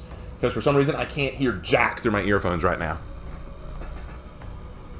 My computer, I need a new computer. I really do. I need a new PC because it is so buggy. My P is so buggy. It constantly doesn't work. Raven, if you went against Zany and For Honor and his friends and they started emoting your team, how would you take it? I wouldn't care. I wouldn't care. So everyone want to see what we're seeing on this banner real quick?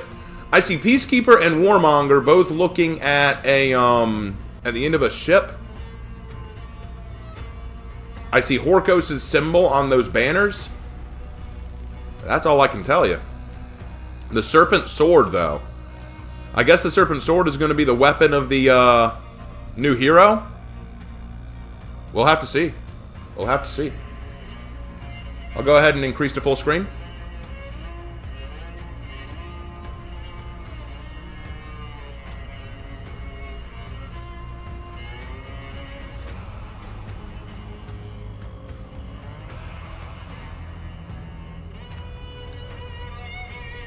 The music is pretty good, actually, now that I can hear it.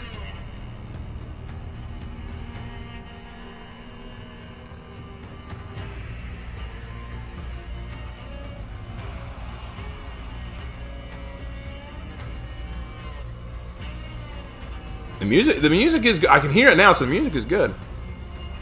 Do you have historical knowledge on it? On what? The ship? I would need to see more of the ship.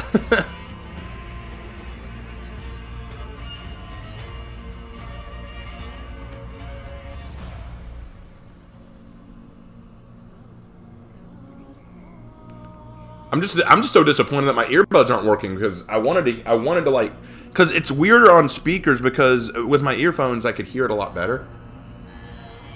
Let me turn off the captions. We don't need those.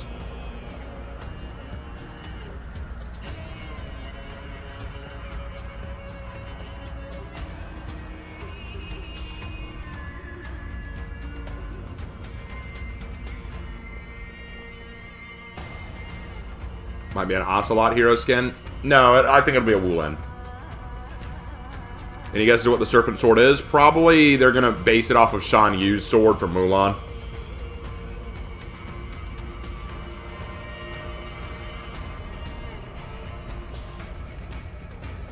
Alright, we got 2.5 minutes, guys. Ooh, we're at 182 watchers. Let's get to 200. Push us to 200. Let's get 200 people watching.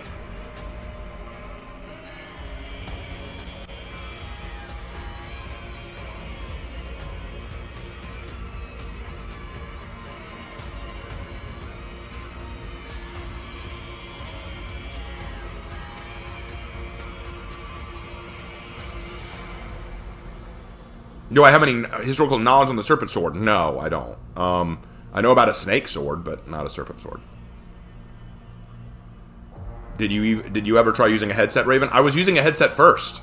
I was using a headset first, and it didn't work, so I tried switching to earbuds. That didn't work, so now I'm just going speakers.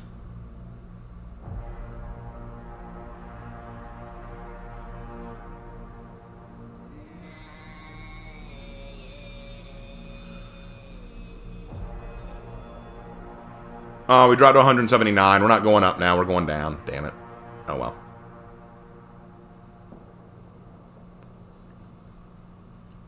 Good luck, Handsome. Good luck, Heaven's Ransom. Good luck. All right, 1 minute. Let's go. Let's go.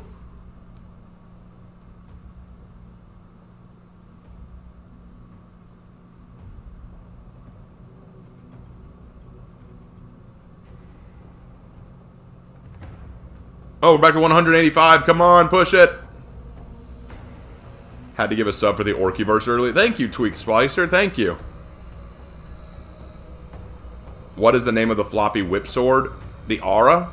That's an Aura coiled sword?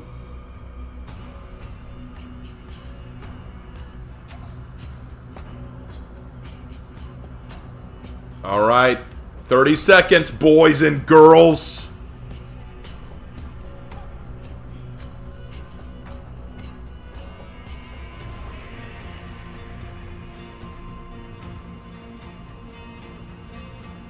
Come on, 20 seconds.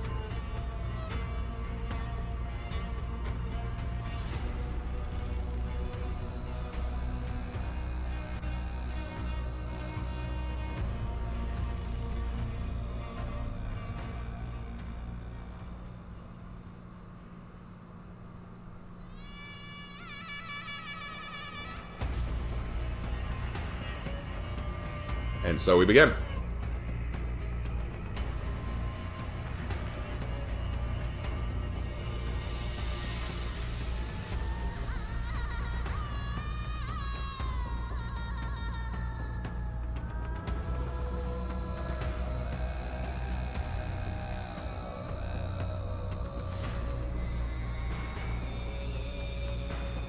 All right, the Serpent Sword. Reveal Warrior's Den live stream. Let's go, guys. I'm pumped for this. Let's go. Let's go.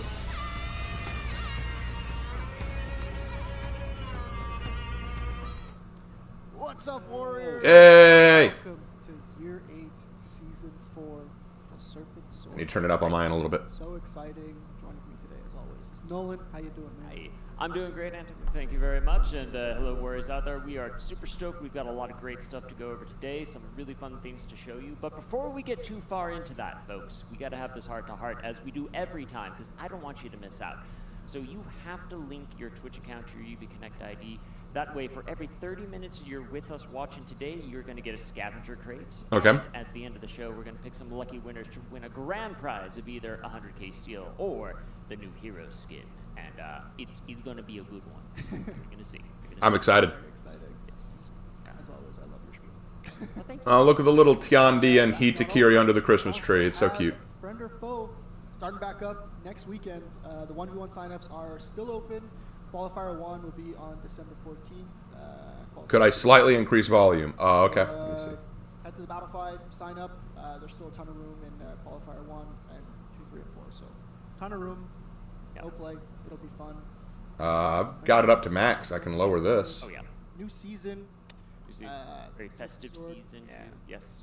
New hero skin, battle pass, legacy pass, armor Okay, variation. new season, new hero skin, new battle pass, armor variations, modeling deep dive, testing grounds, patch notes, community corner. And Cool. Of course, the community corner. My favorite. It's my favorite. It's gonna be great. Oh, yeah. Folks, so stick around. You're not going to want to miss this. But before we get into all the juicy stuff, let's check out this awesome new trailer. Trailer. Take it away, Max. Trailer. Watch it.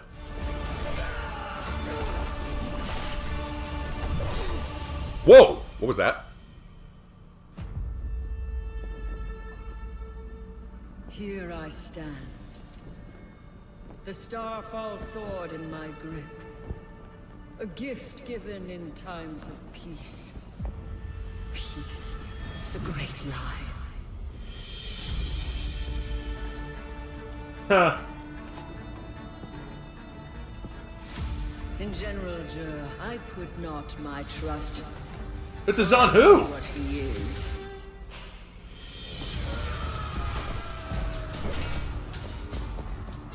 A man of ambition. But he is necessary. Wow. Ours shall be an alliance.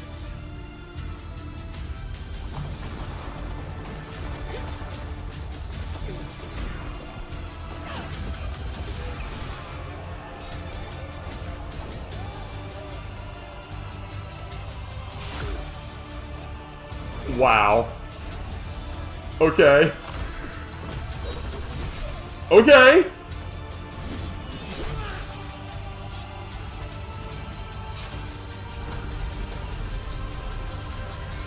A downfall is coming.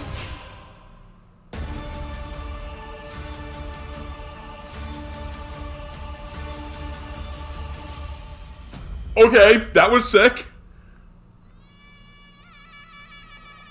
That is a really good hero skin. I was not expecting it to be Zon Who, but that is pretty sick. That is pretty sick. Wow. That was pretty cool. That is such a cool hero skin.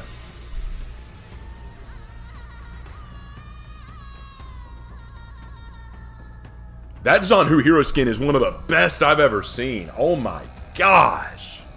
That was so good. That was so good.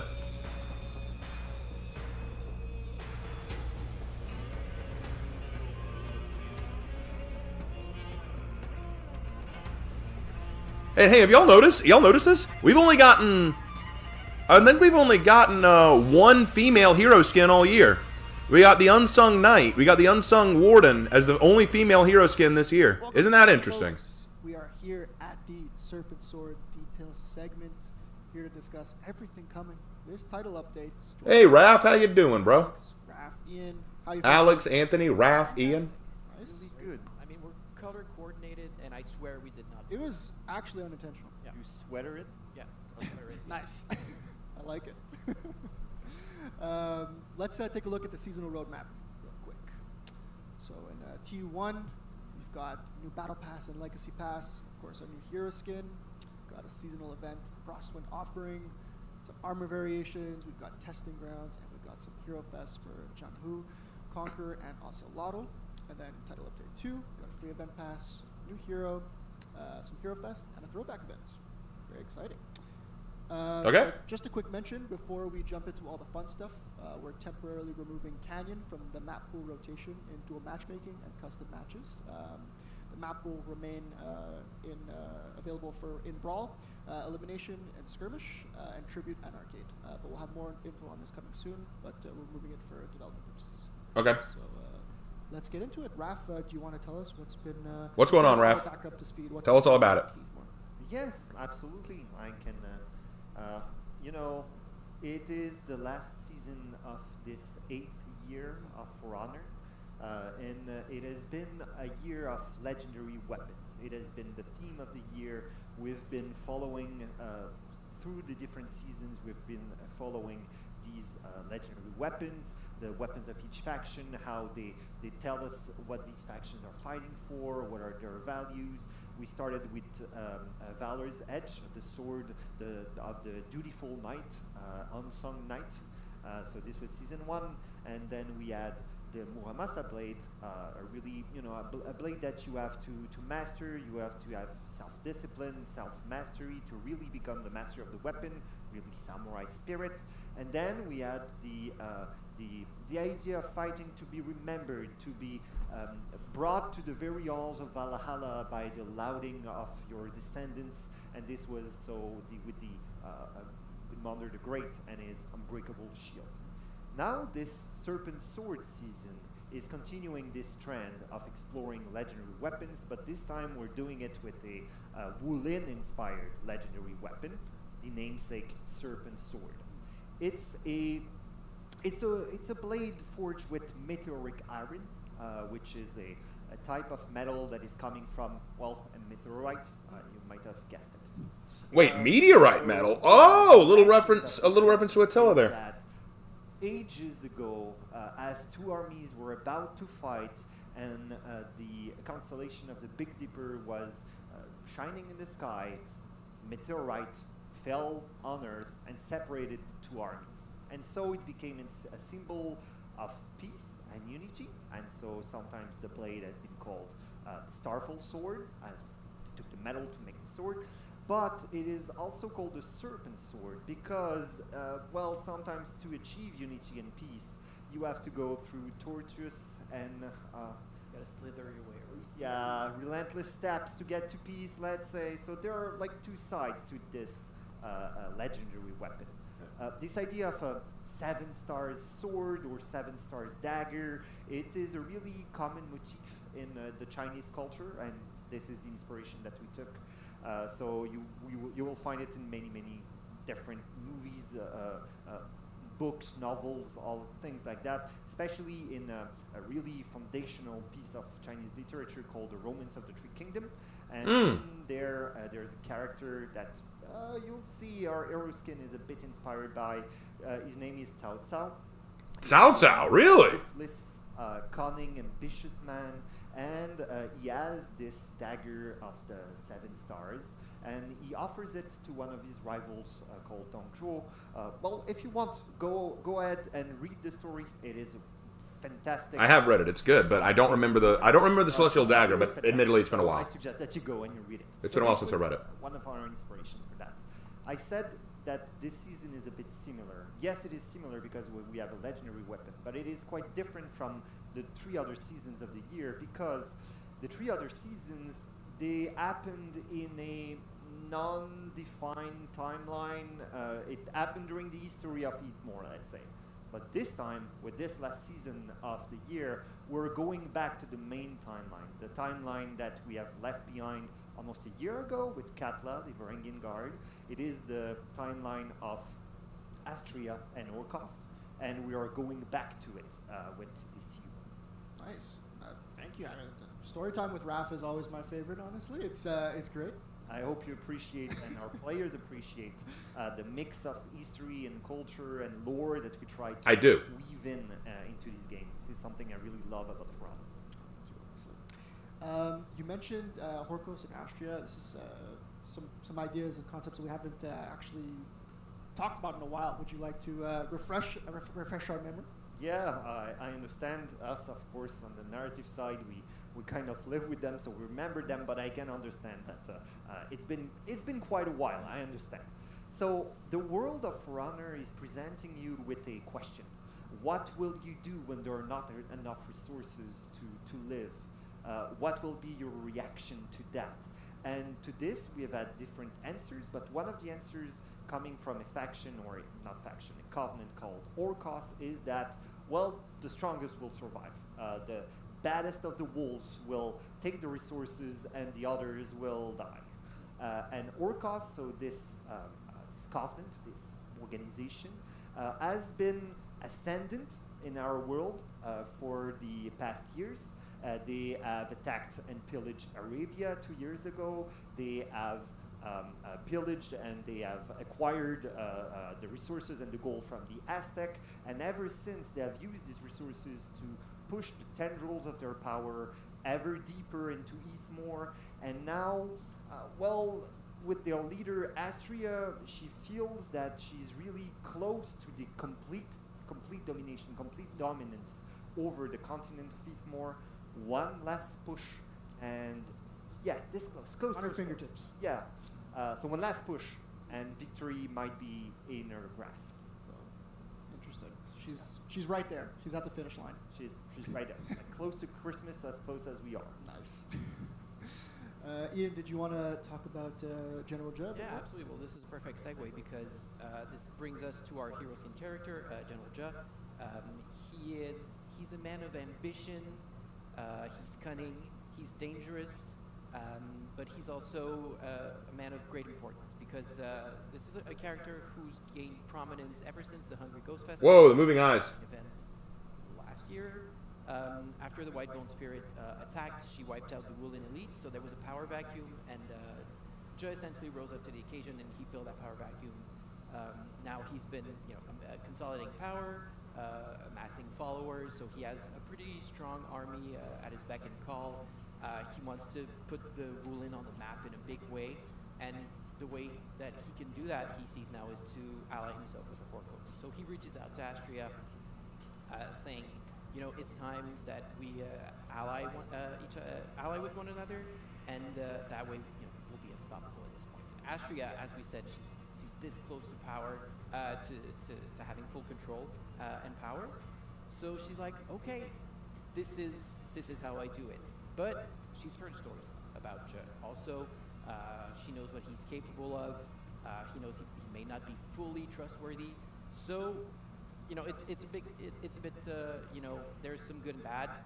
So she brings her own army with her, a bigger army than she knows he has. That way, it's a show of force. There's no way that anything bad essentially can happen if she does that. So she brings her army to this 10th ceremony.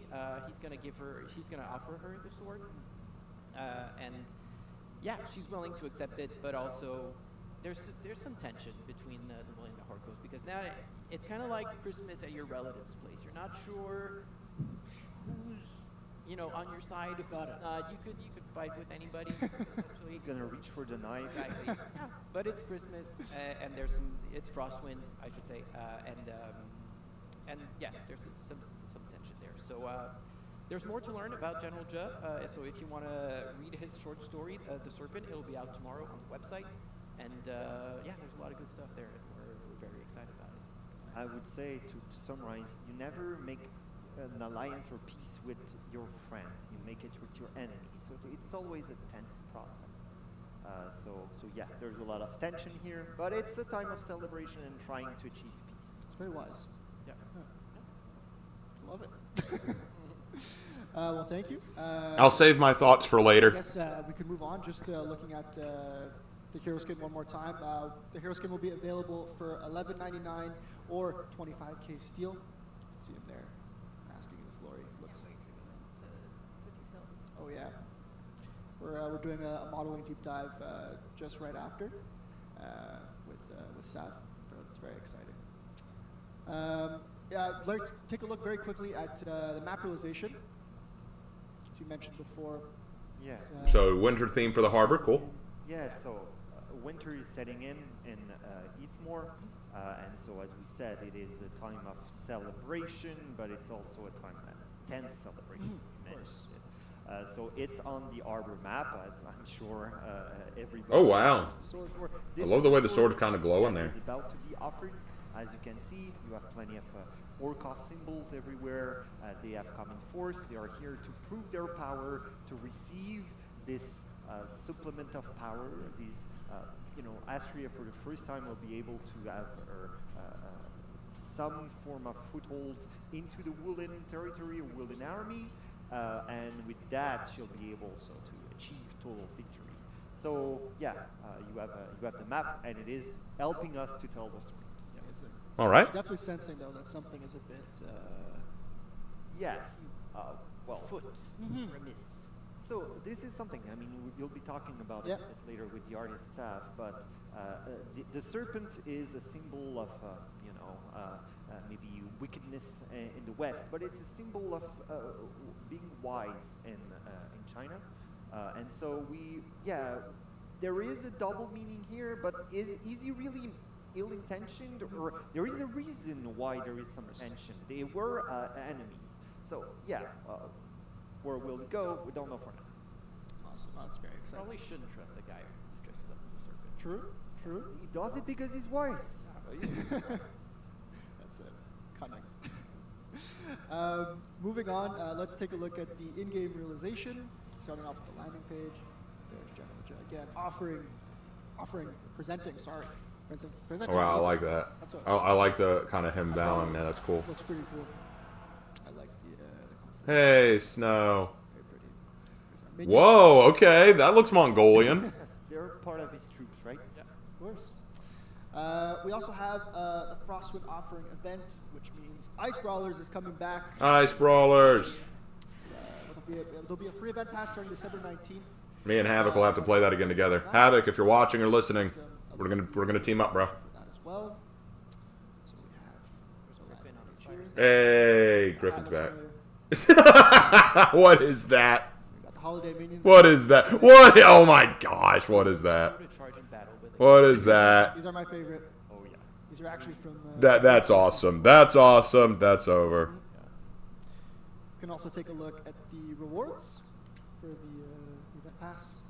Got the battle outfit, Prowling Felty. Said that right? Ooh. The Ornament Woolen Alliance. Woolen Alliance. I like that. Woolen Victory Effect. Mood effect. Cool. Woolen Victory. Finishing up, going through the factions in groups. Yeah. I couldn't hear a word she just said. Alex, we also have the battle pass releasing tomorrow. What can you tell? Whoa! What is that? Trying to explore this Oh, what is that? life and death Show me that again. with a lot of Show me that effect again. rebirth and generally going through what that Double-edged gift. Okay. life cycle of a person can be. So you'll see this in all Ooh. I like that. Ooh. Oh, I like it. I like it. Those are some sick-looking masks. Here's the Ornament 2. It's the end of the year, but it's also the beginning of the year, so of course. Frostwind signature. Santa's bag. I like that. Seems Okay. alive. He's kicking it, which is a bad sign. There's something in it, Open. There's someone in it. Hopefully not a serpent.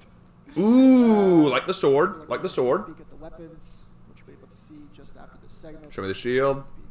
So nice. correlation between the That's not bad at all. That's a nice looking shield. That's a nice looking shield. Ooh, Highlander. Artful Jurato. Artful Drotten. Really nice. Super detailed. Cool. Beautiful. Cool. We All also right, that looks good. releasing at the same Oh, and we're bringing this back. It's, content from Year 4 Season 4 that's retrofitted. So some of the themes that the team explored during that season was the Renaissance, invention, and revenge. The main aesthetic of everything you're going to be seeing is inspired by neo-Victorian imagery, which is now more commonly known as steampunk. So you'll see like some gears in the weapons and stuff like that. But yeah, we witnessed the resistance from Season 3 and Year 4 trying to fight back against the Horkos army. They used forged weapons to Okay. fight back, but it wasn't enough. But thankfully, Ilma the blacksmith created weapons to help. Ooh, I like that on Sohei. That looks tight. Okay. I guess it's best to come back because I love the steampunk, but Yeah. I wasn't playing the game as much as I do today at the time. So yeah, I'm really gonna try to get them this time. Yeah, a lot of that looks really good. Their chance to get those wings. Yeah, it looks awesome, honestly. Moving on, we also have armor variations coming this season. Do you wanna We do. tell us about Some Armor. variations this season are for the samurai, the Wulin, and the outlanders. They'll follow. Oh, the Wulin looks sick. The Wulin looks so good. So that is just Give me the Wulin. very fine detail, a lot of filigree. Dude, please show me the armor. Oh, wow. Oh. Have on it. so nice? Oh, Ocelot looking a little drip. See the, Look at that. Look at that. That ain't bad. Ocelot bringing the drip. Most colorful. That's pretty good. Wow. I love. Oh, look at the faded hues on the feathers there. Wow. That's actually good. That's actually good. Wow. Be available. The fading moving to the hues, that's good. Also got the first variation for the Sohei. Nice. 208 viewers. Woo! Amazing. Well, thank you all very much for coming on the den and breaking it all down for us. Any last words? Thank you, Alex, Anthony, Raf, and Ian. Holiday. Happy holidays. It's been great. Folks, stick around. We got the full Battle Pass weapons video playing before the next segment. And you don't want to miss the next segment, I promise. It's really good. See you soon. All right, let's see the weapons. The weapons for the battle pass. Okay, let's see. Peacekeeper. Where's Wardens? Oh, there it is. Okay, I was about to say. Peacekeepers looks fine. Warden looks fine. Sense looks fine. Trident looks fine. I'm not too big on the wavy weapon, the wavy blade, but it's not terrible. It's just not my thing. It's just not my thing. I understand if people like it, but it's not my thing. The Bardiche looks sick. The Bardiche looks sick. Conquerors looks good too. They look good, don't get me wrong. They don't look bad. Just it's not my thing. It's not really my personal thing. Alright. Berserker looks good.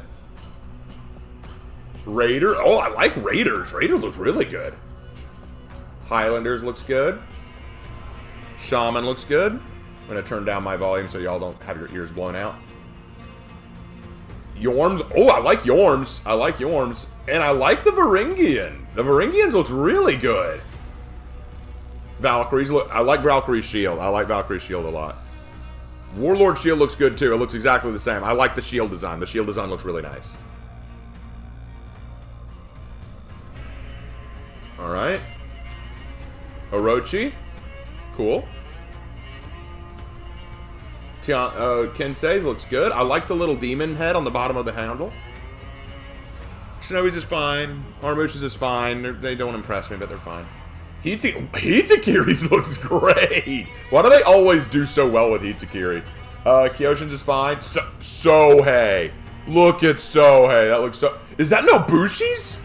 Nobushi's is incredible. Wow! Nobushi's looks great. And then Shugoki's looks fine. Shugoki's looks okay. But Nobushi's didn't even look right to me, but it's so neat. Oh, they're going with the dragon thing here. Tiandi's looks tight. Shaolin looks tight.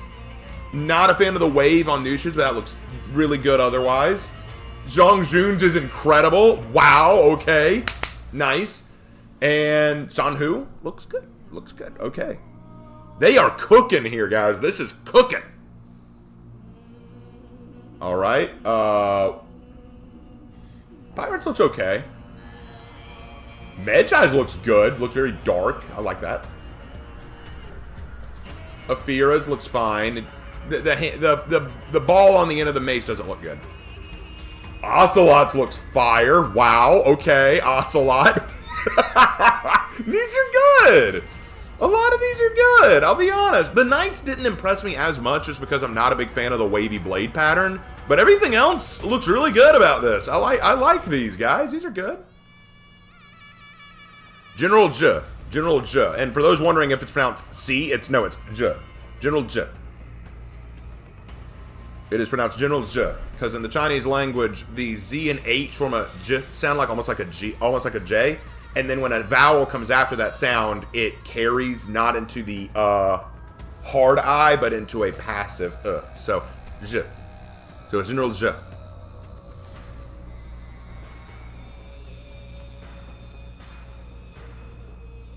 All right. Welcome back, Warriors. All right, who we got? Today, Sav and Alex. Alex moved. I think I scared her when I said Sav and Alex. Sorry about that.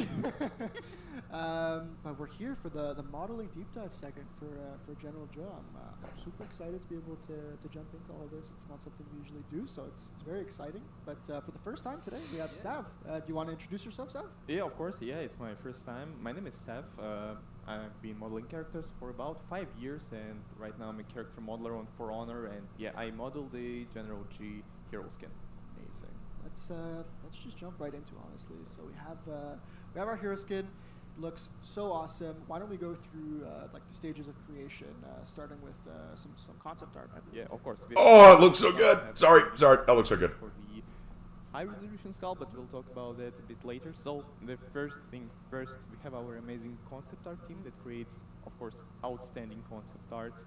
And you can see right now on the screen the concept art of General G hero skin. The concept art team worked really hard on with these language shapes, just to make this hero unique with scholars. So it's a really cool job. I can barely hear him. After that, after the concept is done and it's validated, it gets right to us, to our modelers department. Okay, cool. And that phase is known as the blockout phase, I believe? Yeah, it's the first stage of creating character in 3D. So as soon as the concept is done, we're moving to the 3D stage. And the first stage is the blockout stage that you can see right now on the screen. Right now, it doesn't have any detail. You have only the, let's say, primary shapes where you can see the silhouette of a character, this first impression, how you're gonna see it from the game camera. So this is a really quick job just to see how the armor works, how all of the kind of small armor pieces, shoulder pad, chest armor works. So, and yeah, this is really cool. That's it. He seems a bit timid. Yeah, maybe that's it. It's just he's just so quiet.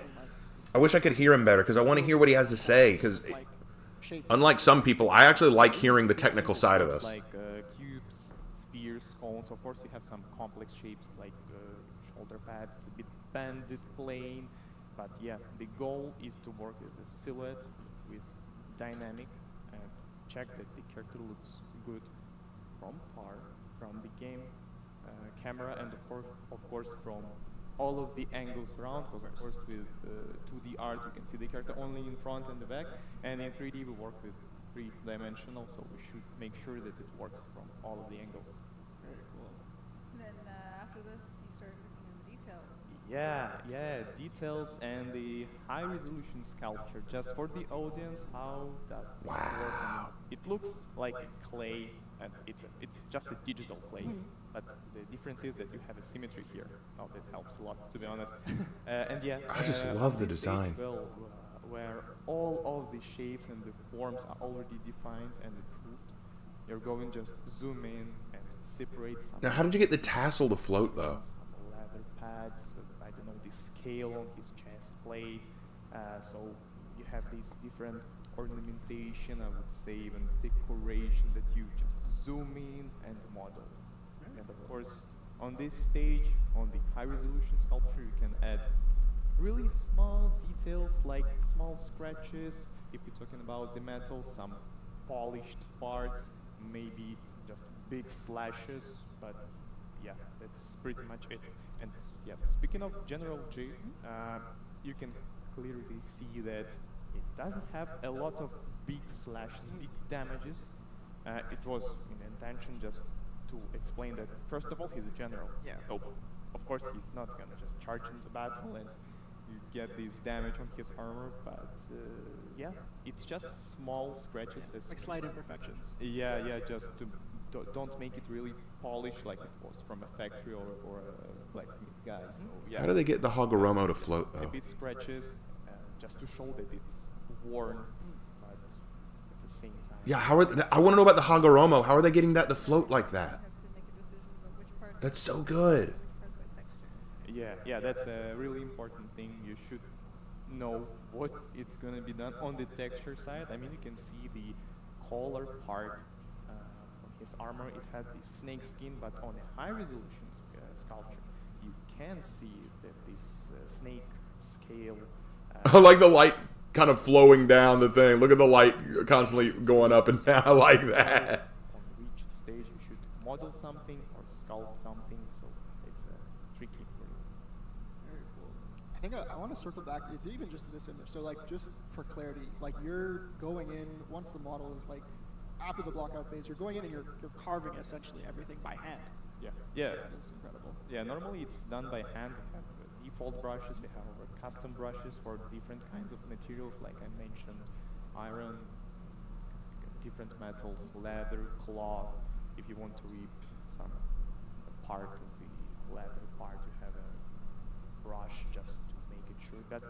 But yeah, normally it's all done by hand.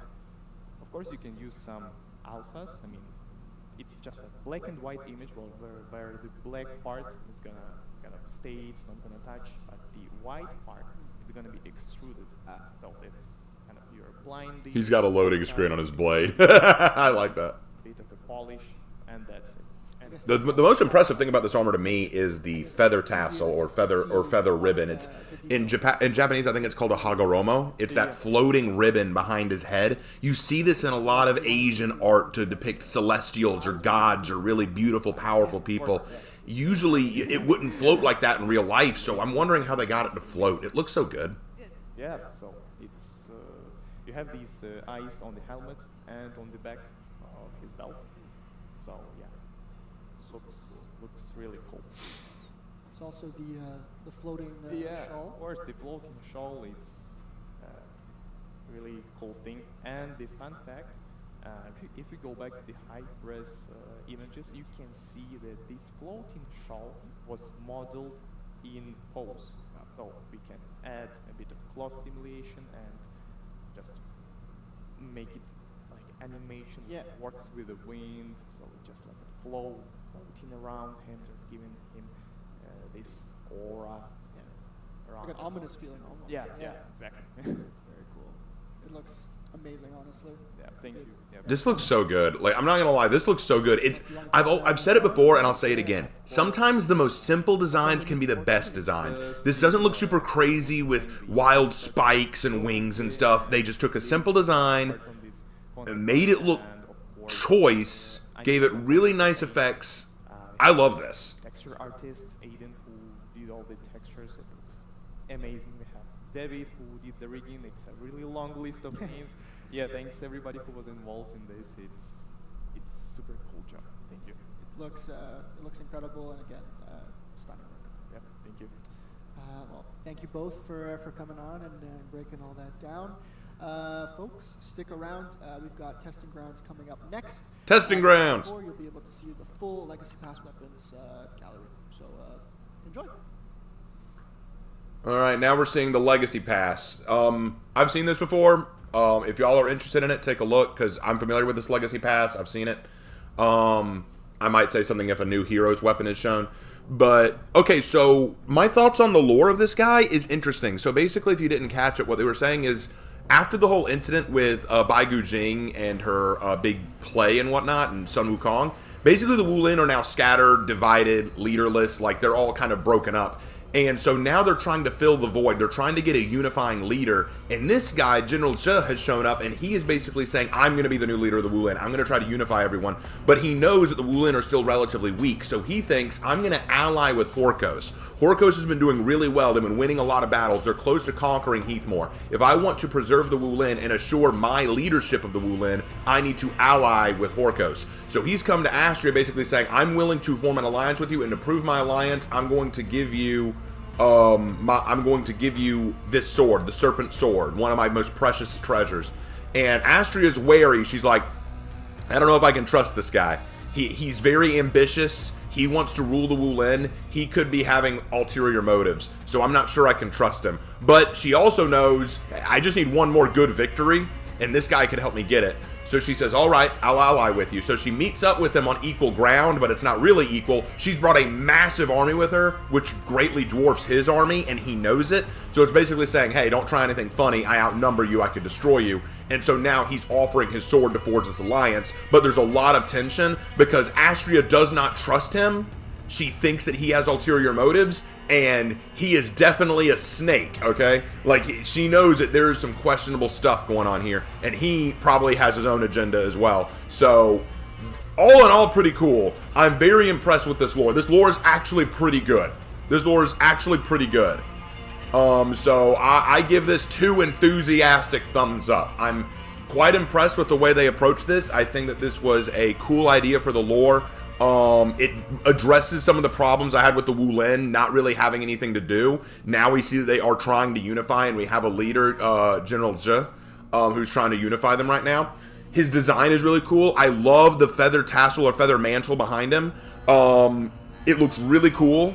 I think it's called a Hagoromo in Japanese. I don't know what you call it in Chinese. But it is really cool. I love the way that's designed. I like the sort of snake motif, because here's the thing: in the West, we consider snakes evil, but in the East, snakes are symbols of wisdom and cunning. Snakes have a lot more positive meaning in the East, whereas here in the West, they have a negative connotation. So we've got kind of this duality. On the one hand, he's wise, he's cunning, he's smart. But on the other hand, there is a trickiness to him. We know that snakes can be deceptive. They're dangerous. So while this guy is wise and clever and cunning, there is a danger to him. And I like that. It's a very simple idea, but it was handled very well. So I like this lore. This is handled incredibly well. And this could be the moment that we have Astria actually slip up. Because remember the rule of warfare in Chinese lore and by Sun Tzu? All warfare is based on deception. And Astria would know that, but she also knows better than to turn away this gift horse. So could this be the moment where she actually suffers an L, or Astria actually gets kicked in the teeth and actually has to suffer an L? Will she fall for this deception? Will something happen in this that actually does proves detrimental to her? I want to see this. JC! To have you here, and joining me on the couch for this segment is your Lord and Savior. JC is back on the couch. Welcome, JC. Hello, hello. Again, I was sitting in the back there, and I was in the chat, and people did the summoning ritual. They did. I saw it. Calling for my name multiple times, and just show up. It's like a Beetlejuice. You gotta say it at least 3 times. Yeah, but if you get to like 60, that also works too. So, but you're here. But thank you for being here, JC. Very happy to be here. Well, we're excited to have you here. We're excited. Is it just okay? Maybe I'm crazy, but did JC lose weight? He looks really good. JC looks really good. What can we say about it? Yeah. Well, then, first up, I just want to put a little word out there that we have the Warden that is getting reintegrated from the feats that we had last time. They're coming in. They soon will get into the details during the patchful segment, but just yes, Warden's coming in. Yes, Warden changes are coming. I want to address very quickly because it's not super obvious to people. Sure. I've been seeing a lot of chatter online about it, about how what about the anti-gank testing, right? And so we're working on it. Like as you know, we're working on it. It is a lot of work to go through to make sure that we apply the changes to every hero, test everything out, make sure everything's good. So it's taking a little bit of time. It's normal. So it'll come eventually. But I just can't give a date right now because it is quite involved. It's a big change to the game, so I want to make sure we get things right. Sounds good. But let's start to look at testing. All right, what's the testing rep? For Peacekeeper. Peacekeeper feats. What we're doing really this time, it's Peacekeeper feats only. Again, we're only doing one hero. We ran into some issues last time when we did Warden, when we were reintegrating. Things really more complicated, so we're sticking it to a single hero this time. We're doing Peacekeeper, so it's a little bit different. Maybe in the future it'll change, but for now, like we're really focused. All right, what are Peacekeeper's new feats? Okay. But basically, the idea that we have for feats for Peacekeeper is we want to focus on bleed synergies and also improve her group fight ability a little bit. So doing that through feats is interesting. Her 1v1 ability is already very, very, very strong. Right. You can see playing at high levels, and with the change we've done with Dagger Cancel, which is fully unreactable, including to, Beam and Blitz and these top guys that players. are like, hey, look, I see the world at like 240 FPS or something. So with this, it's fully unreactable to everybody, so that's great. So in 1v1s, she's good. when you're playing the minion in situations on 1v1s, she's very good. However, she suffers a little bit more in group fight situations. Her peel is amazing, right? With front dodge heavy. We've recently buffed her a little bit so that she has a much better flow, so that's great. But then we're looking at her feet specifically to kind of enhance those aspects to make her just a bit better in those situations in 4v4, so that she has more of a role. So let us go over what the changes All right. are. See him. So our Tier first 1. feat, Tier 1, crossbow wound, right? So it fires a crossbow at the target. Basically, it's her Tier 3 that we moved to Tier 1, right? Oh my It's gosh. still very low at 30 seconds. What? 5 damage plus 10 bleed, and replaces Bounty Hunter. So really the idea here is that you're using this feat, shooting people from afar, all of a sudden all your heavies against that person are unblockable while they're bleeding, right? So it being a Tier 3 was interesting. Oh my gosh. Like that bit extra ability to kind of like get that going, but it came in a little bit too late. And so we wanted to make sure that So a crossbow, first feat, which does 5 damage plus 10 bleed damage, so 15 damage potentially, with a 30-second cooldown. Are you kidding? really is here to enhance What? your ability to apply pressure in group fights. That's nuts. We'll see like how we address our other issues as to like her damage is too low and stuff, but that's kind of how it. I would not mind this, but lower the bleed damage. Make it 5 bleed or something. That's unbelievable. or increase make it a third feat. So PZ has a passive ability where when her opponent is bleeding, all of her lights become enhanced. So that's already great. Yeah. But also all of her heavy finishers and the second hit of her zone attack become unblockable. And it gives her an immense amount of pressure where she can throw out a relatively safe fight against most people, then go into a heavy finisher that can be soft feinted to dagger cancel, that can be soft feinted to dodge, that can be soft feinted to guard break, and that if it lands, because it's unblockable, like you can't really block it, if it does land, you get another bleed guaranteed. So a lot of her options lead back to bleeding. So once you've got somebody bleeding, you can. There's a lot of pressure she can apply to keep. I mean, going. I know that people are upset about Bounty Hunter being taken away, but I kind of prefer this to Bounty Hunter. I prefer this to Bounty Hunter because Bounty Hunter only works if you get the kill. This is going to help set up her kill. One of the problems that Peacekeeper has is actually getting her bleed. She needs to actually get her bleed. Oh, Tier 2. Bleed armor. Whenever you hit a bleeding opponent, it gives you a 20% defense buff for 5 seconds. It cannot be reapplied while it's active. So the important part here, if I hit somebody that's bleeding, I get the buff for 5 seconds. If I hit them again while the feat is active, it doesn't refresh. You have to hit somebody again after those 5 seconds. Oh, so, okay, so if I hit a bleeding opponent with an attack, I gain a 20% shield, not a shield, but like I take less damage for 5 seconds. Okay, I can kind of see that. I would make it 10 seconds, just because 5 seconds seems too short a time. Because if you're hitting the opponent, wouldn't they need that time to hit you? You know, that's what I'm thinking. But actually, no, in a ganking situation, that might actually help. Functions right now, without needing all those dodge cancels, without needing those big unblockable bashes and stuff. But she does need a bit more safety. This one's okay. Now, on that first feat, I don't think the first feat is bad. I know a lot of people are saying that the first feat is bad. I don't think so. Because what they're basically saying is they need to allow Peacekeeper to put on more pressure. She needs to be able to pressure her opponents a bit more. And the only way she can pressure is by applying bleed. And that first feat allows her to apply bleed more easily so that she can put on the pressure. So I'm not entirely against that. I think that that's okay. Tier 3. It is a passive, and I will read the description. What? Which is, you can now deflect attacks without matching their attack direction. Replaces crossbow that we moved to. Right? What? So what this means is that whenever you dodge with Peacekeeper, if you manage to deflect it, no matter the direction of the attack, you will deflect it if you would deflect it. So normally when you, just to make sure people kind of understand, I'm sure everybody knows, but still to get back into it. Sure. Essentially, deflect. What? Assassin in the game has an ability called deflect, which is that when you dodge, they can block and kind of like dive under a little bit an attack when it hits, if it would have hit you at a certain timing, and then you get a really good follow-up. For Peacekeeper, it guarantees your little bleed, which chains, so it's really, really good.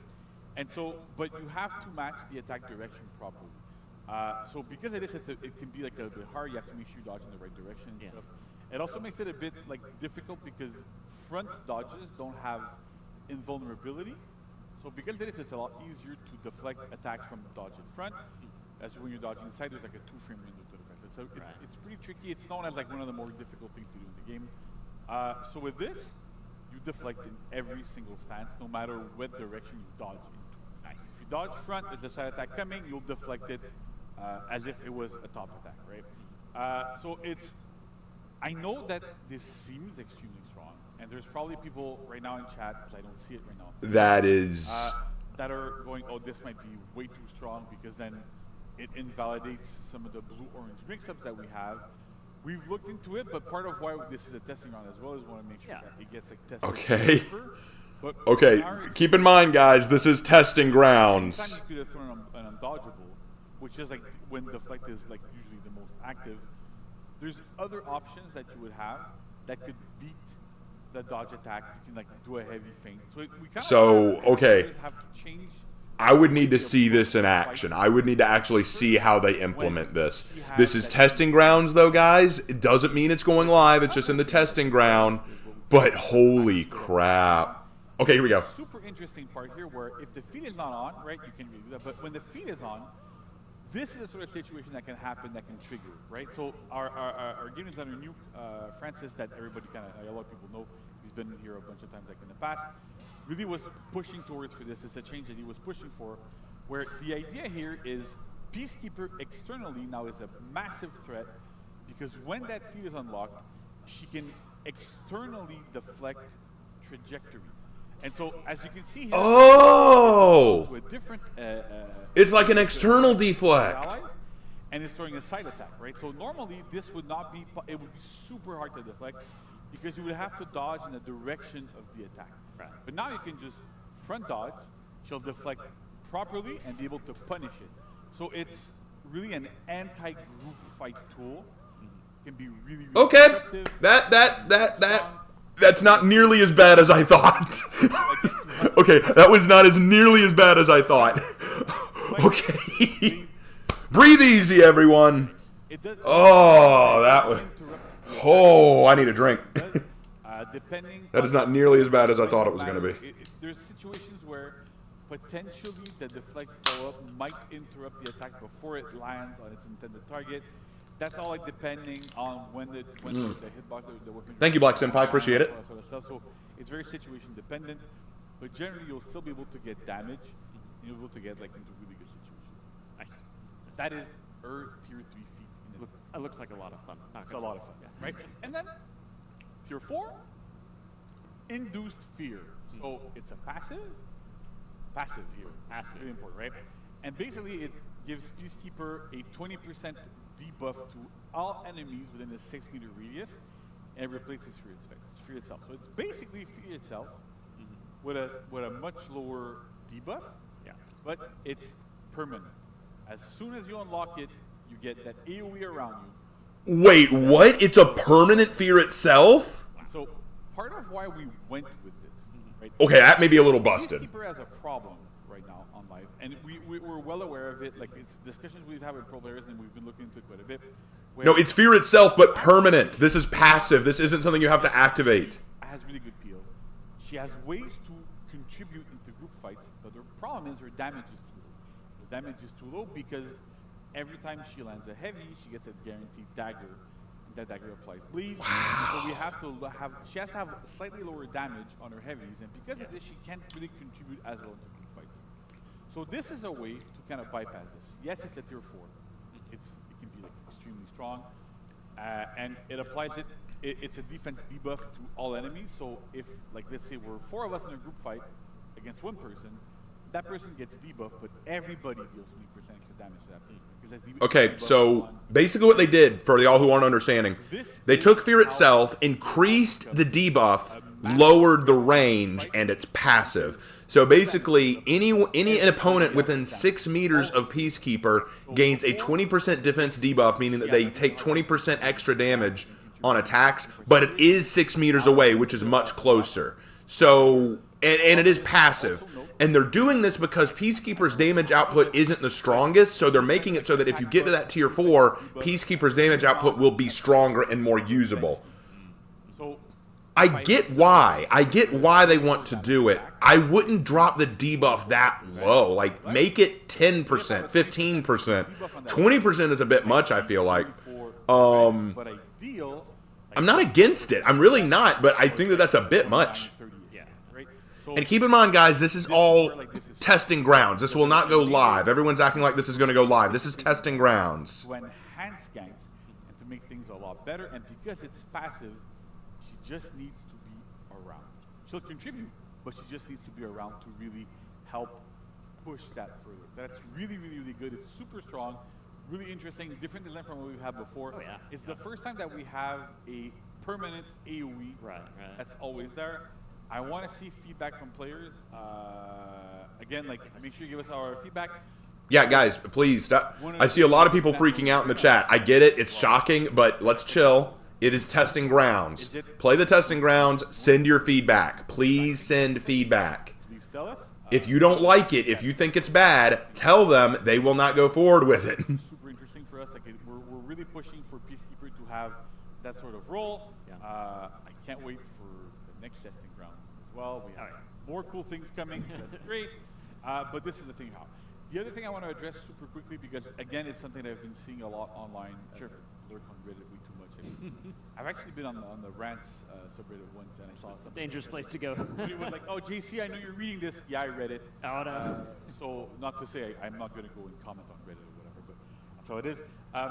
But I know players want us to have a lot more testing grounds, a lot more stuff in testing grounds, a lot more stuff in our patch notes. And specifically for testing grounds, the amount of work, even though this seems like, yeah, it's just for feats, right? Feats is by far the most difficult thing to do. Right? Whenever we're creating new heroes, feats is always where we have the most iteration. Hey, you know what? I agree with somebody here. Like, honestly, I think that it's good that they're being experimental in testing grounds. That's the point of testing grounds, right? You don't want testing grounds to just test little small things. You want them to test big changes. You want testing grounds to be all about the big changes. I don't think that 4th feat is a good idea, but I want to try it. I want to see how it feels. Maybe it'll feel better than I think. Maybe it'll feel worse than I think. But I want to try it, you know? We have to reintegrate it. We have to make sure the data is there correctly. We have to adjust bots. We have to redo a pass secure. There's a lot of stuff that's involved into... I do, because here's the thing. I want Peacekeeper to be stronger. I just maybe not want that 4th feat. It always takes time. We want to make sure we do it right. We want to make sure we don't induce a ton of bugs or whatever. We also have to take our time figuring out once the testing ground ends, we get results from surveys that I hope everybody that's watching is answering when you get them. But we get that, we have to parse all the feedback, all the stuff to go, what do we do? How did players appreciate this? What did they like? What did they dislike? Where did that go? So, yes, I'd love to be able to go, hey, we're doing a testing ground, and then like a week later it's on, right? Or the next TU it's on. But the reality is that if we want this to have the highest amount of quality that we can have possible, we have to take our time. And yes, I wish it was faster. And I know players wish it was faster. And I know players would like us to do like a lot more testing on, like do like 4 or 5 in a season, right? But the amount of planning and the amount of work that goes into just building a testing ground is big. So that's why I just want to make sure to give a bit of an idea of the amount of work that it takes to get to this point, so that you don't build up yourself to have crazy expectations, which is well, yeah, we all love this, but it's just not something that is feasible unless we have everybody working 24 hours a day, 7 days a week, and then But we don't want that. No. We don't want that. we all like to have a family, and so that's well, that's it for this. And also, I mean, too, and feats, this isn't not even something we were able to do before. Just now, that's the thing. It's the second time we're able to do feats. Right. So yeah, it's just that's great. It's a lot of new things to try, but But it's very cool. We get some really fun ideas like this, and we hope you all enjoy that. So don't forget, testing grounds will be live next week. So play it, give us your feedback. And really just let us know how it is. We're very excited. Yeah, guys, send your feedback. Tomorrow. Send your feedback. I'm sorry, it's tomorrow, folks. Tomorrow. I don't usually, because here's the thing. Usually, testing grounds are not the first week. Yeah. But for this time, we're able to make an exception. Right. That's right. Beautiful. Okay, so thank you all for that. But stick around, folks, because we also have some patch notes to discuss. Yes, so we're gonna, and you're gonna want to hear these for sure. But in between, we have a fun video that's going to show all the full armor variations. All right, now we get to see the armor, guys. Armor. Let's take a break from Peacekeeper. Take a look at this armor. Let's look at this armor. Orochi. It's okay. It's okay. Kinsei. Looks okay. Not a problem with it. I'm not a big fan of the mask, but that's just my personal preference. Shinobi. Did we get a blonde-haired Shinobi? It's kind of crazy. I like the Aramusha. I like the Aramusha coat there. That looks good. Hitokiri, I've never been a fan of that hat. Lose the hat, brother. Lose the hat, brother. Kyoshin. Cool, cool. I like this green. I like this kind of green we're getting with the samurai. That's kind of cool. So, hey, I don't like the mustache, bro. The mustache needs to go. Lose it. No, boo. No, don't cover your face. I like your face. Don't cover the face. That's fine. Shugoki. More mustaches. What's with the mustaches today? Are you trying to be Tom Selleck? You'll never be half of what Tom Selleck is.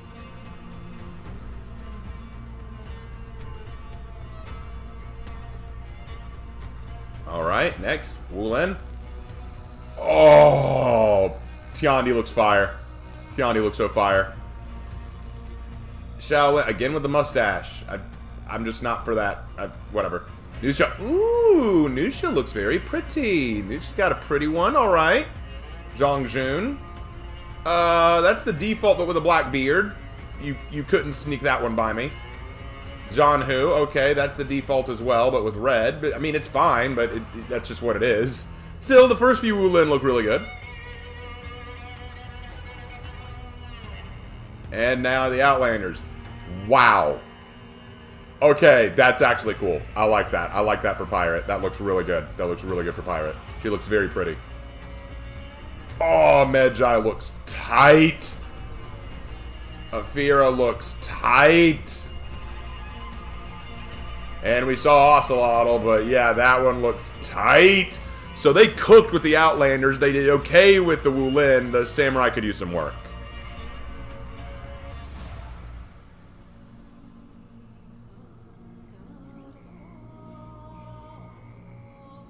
God, the Pirate one looks so good. I'm so impressed with that one.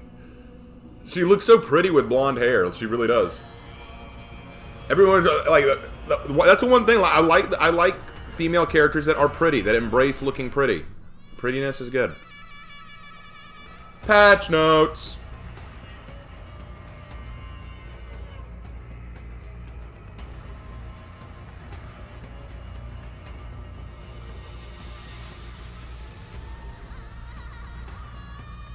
I love the Medjai. Yeah, the Medjai Pirate look great. Those look really good.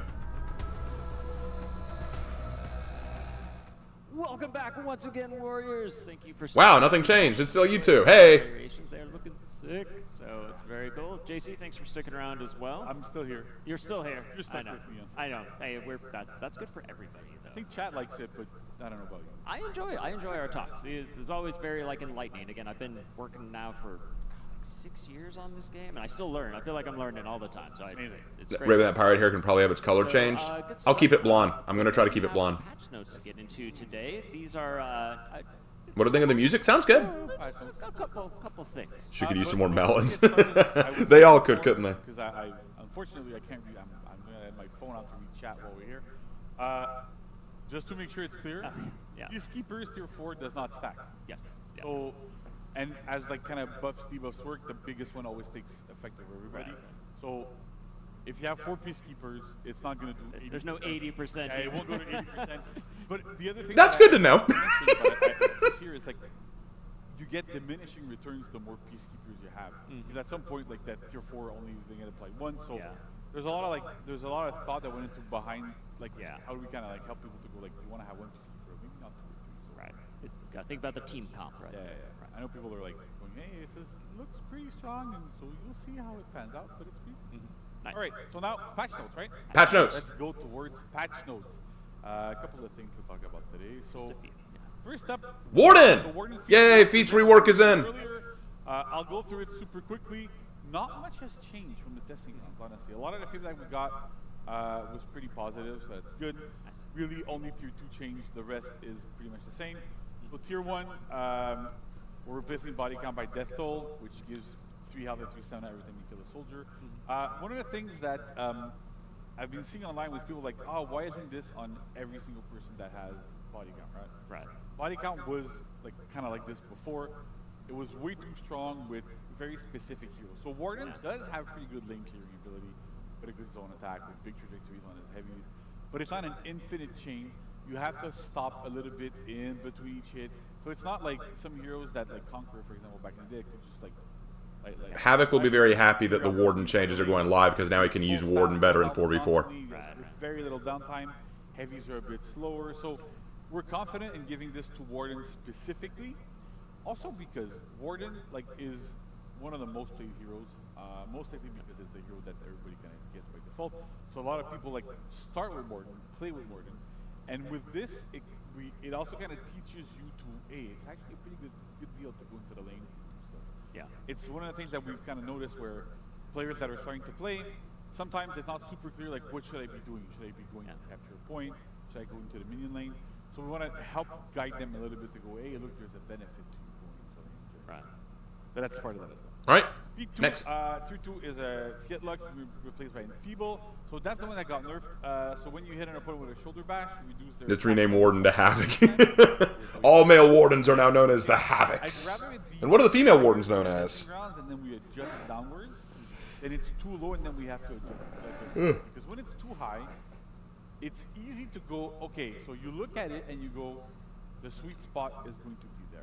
Yeah. When it's too low and you go higher, when you buff something, it's always a little bit more difficult to figure out what the sweet spot is going to be, because it's a lot easier to overshoot. If you overshoot a buff, it's usually way worse than if you undershoot a nerf, right? Yeah. So it kind of fits a little bit better there. But The roots. Tier 3 takedown is now total recovery, so whenever So male Wardens are now Havocs and female Wardens are now Ruths. again, I can dig that. I can dig that. How to play the game, I can dig that. how to do these things. I can You get behind still that. Have second, right? So players that are like, takedown is not so good. There's perks that do kind of similar things. Sure. But then if you want to have second win, you can still have second win. There's no problem there. But it's not takedown, but total recovery rather. Right. Takedown was kind of a bit weird. And then catapult for tier 4 is there's like trebuchet. So same as in testing grounds, right? Big AoE, no fall off damage, very fast time before it lands.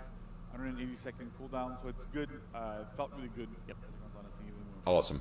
All right. It's a much better What's next? catapult. What's after Warden tiers? What we got I next? don't want to have that on every single hero that has catapult, because there's cases where it's we want to have players they have different choices, right? Yeah. So there's other nights that are gonna have catapult and have other fees that might feel better, but then if you have too many, it's weird to say, but if all 3 choices are too good, then there's a lot of decision paralysis that comes in. And you don't know what's good, what kind of fit. So it's good to have people to be able to customize their builds and stuff, and that's super interesting. But we want to have a bit more uniqueness to these feats as well. So that's That's super cool. That's it Next. for Warden. But next up we have Sohei. Whoa. Opener heavies now gain uninterruptible stance. Yes. We're going to keep an eye on Sohei as well in the future. There might be more buffs coming if they're necessary. But first up, opener heavies rather gain uninterruptible stance from MS, so that's armor. Very requested change. It should help Sohei actually throw heavies. Yeah. Right? They're slow on purpose. We wanted to have the hero have a heavy feel. That's why a lot of his attacks are super slow, because we want to have you get the feeling because he's the biggest character in the game. Right. Yeah. We want to have that heavy feeling, not be too snappy. But because of this, those opener heavies. This is a good change. As they should have been. Sure. Same for Mad Monk, which is his neutral zone attack. Yeah. Right, so gains an interval sound for 400 MS. That zone attack is super strong, right? Right. It gets armor really quickly. It has 100 MS of GB vulnerability, which is super good as well. So there's a lot of situations where that is very strong. So that's great. We wanted to have that attack be one of the cornerstones of Sohei to be able to go, because again, zone attack goes into either light or heavy soul attacks. So because of this, you want to be able to use that zone attack quite often. Softens the guard breaker as well. There's like a lot of. I think this is a good start. Yeah, I think he needed armor on his opening heavies for sure. The other thing that we're also doing is that you also gain a soul whenever a soul attack trades on the same frame as an opponent's attack. So if I throw an attack at you and you throw an attack at me and we hit on the exact same frame, so he would not get a soul for that hit. Now he does. It's a bit of a bug fix, but it really helps. It doesn't help in those situations. He can also no longer gain souls on a successful bulwark counter by a Black Pirate. That's another big thing here that was kind of a bug that we're fixing. And there's something else that's not listed here. That's in the written package we're gonna on the website, but I need to add because it is a big thing. We've also increased the rotation speed and the travel distance of all of the soul attacks. So you can target swap them and hit people a lot more reliably with them. Oh, so they've increased the reach of his soul attacks. Thank you. That's one of the biggest problems I had. He had like no reach with his soul attacks. All you had to do was step back and you could dodge them. Players might want more. We're gonna see where this kind of lands. See how we can address the rest of the. We know, and I mean, I know, right? Yeah. People are dissatisfied with a bit of the clunkiness, the difficulty in accessing chains and going to where you want to go. We're keeping an eye on this. I'm not saying we're going to do anything about it like right now, but it's things that we're keeping in mind that we're looking at. We want to see how this pans out and see where we need to push the hero forward. Okay, so he's basically said that this is just what they're starting with, but they may add more changes in the future. So this is just starting with Sohei. They want to see how this helps Sohei, and they may make more changes in the future. So let's see how this helps him. I love to call him out. Let's see how this helps Sohei. So that's it for Sohei. Good changes, honestly. I'm happy to see them. Yeah, very cool. Awesome. Lawbringer. Lawbringers. Oh. New moves. I see. Finally, What is right? this? We now have Lawbringer roll. Yes. A roll catcher. Are we able to get it in? did it, Right? Yes. So awesome. So new moves, 2 new moves actually. Yeah. Precise jurisdiction and final jurisdiction. So you do them by doing front dodge into light to heavy, stand space or left right top. So what I want to make sure is clear here, right, is a lot of comments that have been seen online from players were like, oh yeah, so why don't they just put impale, right? You do front dodge into heavy, you impale people. Or that's So he's got 2 new moves. He can dodge forward and perform a light or heavy during a front dodge to catch a dodge roller. Nice. And his top heavy and side openers now do 25 and 24 damage respectively. So he got a buff to his damage and he gets a new move. Lawbringer, let's cook. Whenever Lawbringer attacks from neutral, you can have a look in game today if you want. Because even once this goes live, you'll see it. But whenever Lawbringer attacks, like for most of his neutral attacks, he plants a foot before the swing starts. Right. And so applying like the extra range when you would do like a front dodge light or front dodge heavy, because it went to neutrals, to the openers, like it would like plant his foot and then start to slide. And it looked so bad. And so we wanted to have a good pass of realization on it, and we worked with the animation team to adjust the lower body animations to make sure that it didn't look like, oh look, he's sliding like creatures like butter, like roller skates or something. He's rolling around the battlefield. So we really tried to adjust this so that it looks a lot more natural. It took a bit longer than expected because we wanted it to look just right. And also keep the ability to do front dodge side light or front dodge side heavy and not lose any of what Lawbringer currently has. So this is the best solution that we have. Can we see a clip of him doing it? I want to see how it looks. Change the balancing of the hero one bit, except that it adds a roll catcher, right? And the roll catcher is super important to have. On Lawbringer, like you pop revenge, everybody rolls away. What am I doing? Right. So can we? I want to see how it looks. Come on. Do you have a clip? The last one that doesn't have one at all is Conk. We're looking at Conk. Yeah. Nothing to announce right now, but just like we know. But at least Lawbringer now has this and gets to keep the uniqueness of his moveset. It's also like a major part of Lawbringer's mix-ups. Of being able to do front dodge into side heavy or front dodge into side light to catch dodge attempts, to catch like all these little things. But it was really important to us to keep that kind of feeling there, to have that. On top of that, there's 2 other small... he's not going to show us. I wanted to see it. And sides do 24, up from 22. So Now, he just said that he's aware that Conk needs some work. He has nothing to announce right now, but they are aware that Conk needs something new, and they are working on it. a light parry into an impale, you hit a wall. So they are looking at Conk. So all of you people complaining about Conk needing something, they are aware, and they're looking at it. For you to get full damage, you actually needed to do like a long arm and get all that stuff going. It didn't feel super good. You wasted a lot of stamina. So to get that damage curve like at a more normal level, to get people, yeah, I still want to impale and wall splash and that sort of stuff, we had to increase that damage there a little bit so that it felt better. It means that Lawbringer's damage curve from neutral is a bit higher, not necessarily from top because you don't really get that attack outside of when you do an impale. But from the sides, it's a little bit higher because you get that guaranteed light afterwards. But it's something that we wanted to see how that pans out and like kind of like adjust Lawbringer like a little bit higher up for that. So with these changes, that's probably the end for Lawbringer for a little while, right? Yeah. Okay, so they're now done with Lawbringer. They said, we're done working on Lawbringer for now. You know what? That's fine. That's honestly fine. This is all so good with what they've done. And then with the way we were able to do testing rounds. Honestly, they promised us Lawbringer changes, and we got them. These are really, really good changes. Let's like address issue 1, then issue 2, issue 3 over time. And then The truth, you need to calm the hell down. He just said that they are aware Conk needs help. They're looking at it. You need to chill. You need to chill. Your blood pressure is going to spike. Calm down.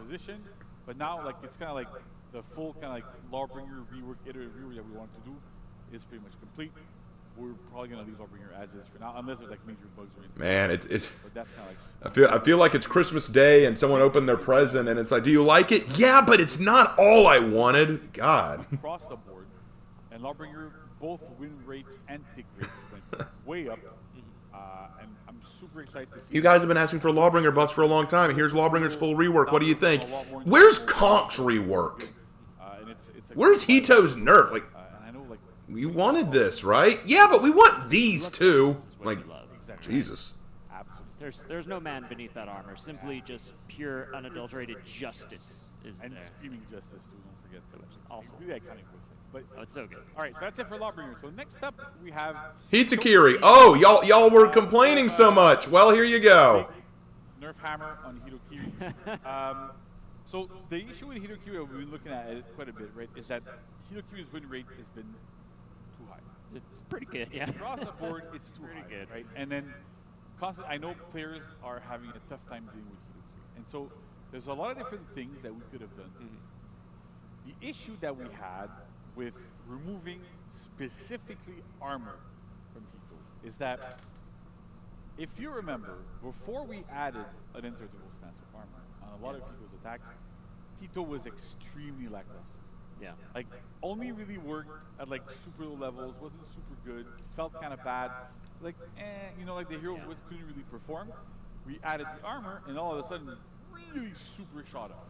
Yeah. And we can see it in the stats. Like, from the moment when we added armor, and then pros started playing with Hito a little bit more, and figuring out like how to participate in ganks, the win rate started to go up and up and up and up and up. And we're like, okay, so we have to address this. So the way we're addressing it is that we're lowering her HP to 125 from 140, which was super high. It was at 140 because the hero was meant to be a trading hero, really. Right. That was the idea. We lowered her stamina as well to 120. So again, she's throwing a lot of heavies. She was going to run out of stamina faster. That's another point there. Re kick and re sweep used to drain stamina. They no longer do.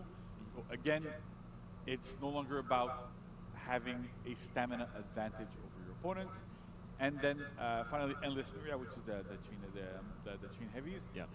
They have less forward movement, so it's harder to clip people from the side when you're attacking. Right. So we addressed it in this way because this way we get to keep the identity of Hitokiri, of being a trader. Okay. But the big change is that because of this, she's a lot easier to kill. So yes, she's going to trade. Most likely is going to trade unfavorably a lot of the time. Her damage is slightly lower on her heavies. There's a lot of these things that like.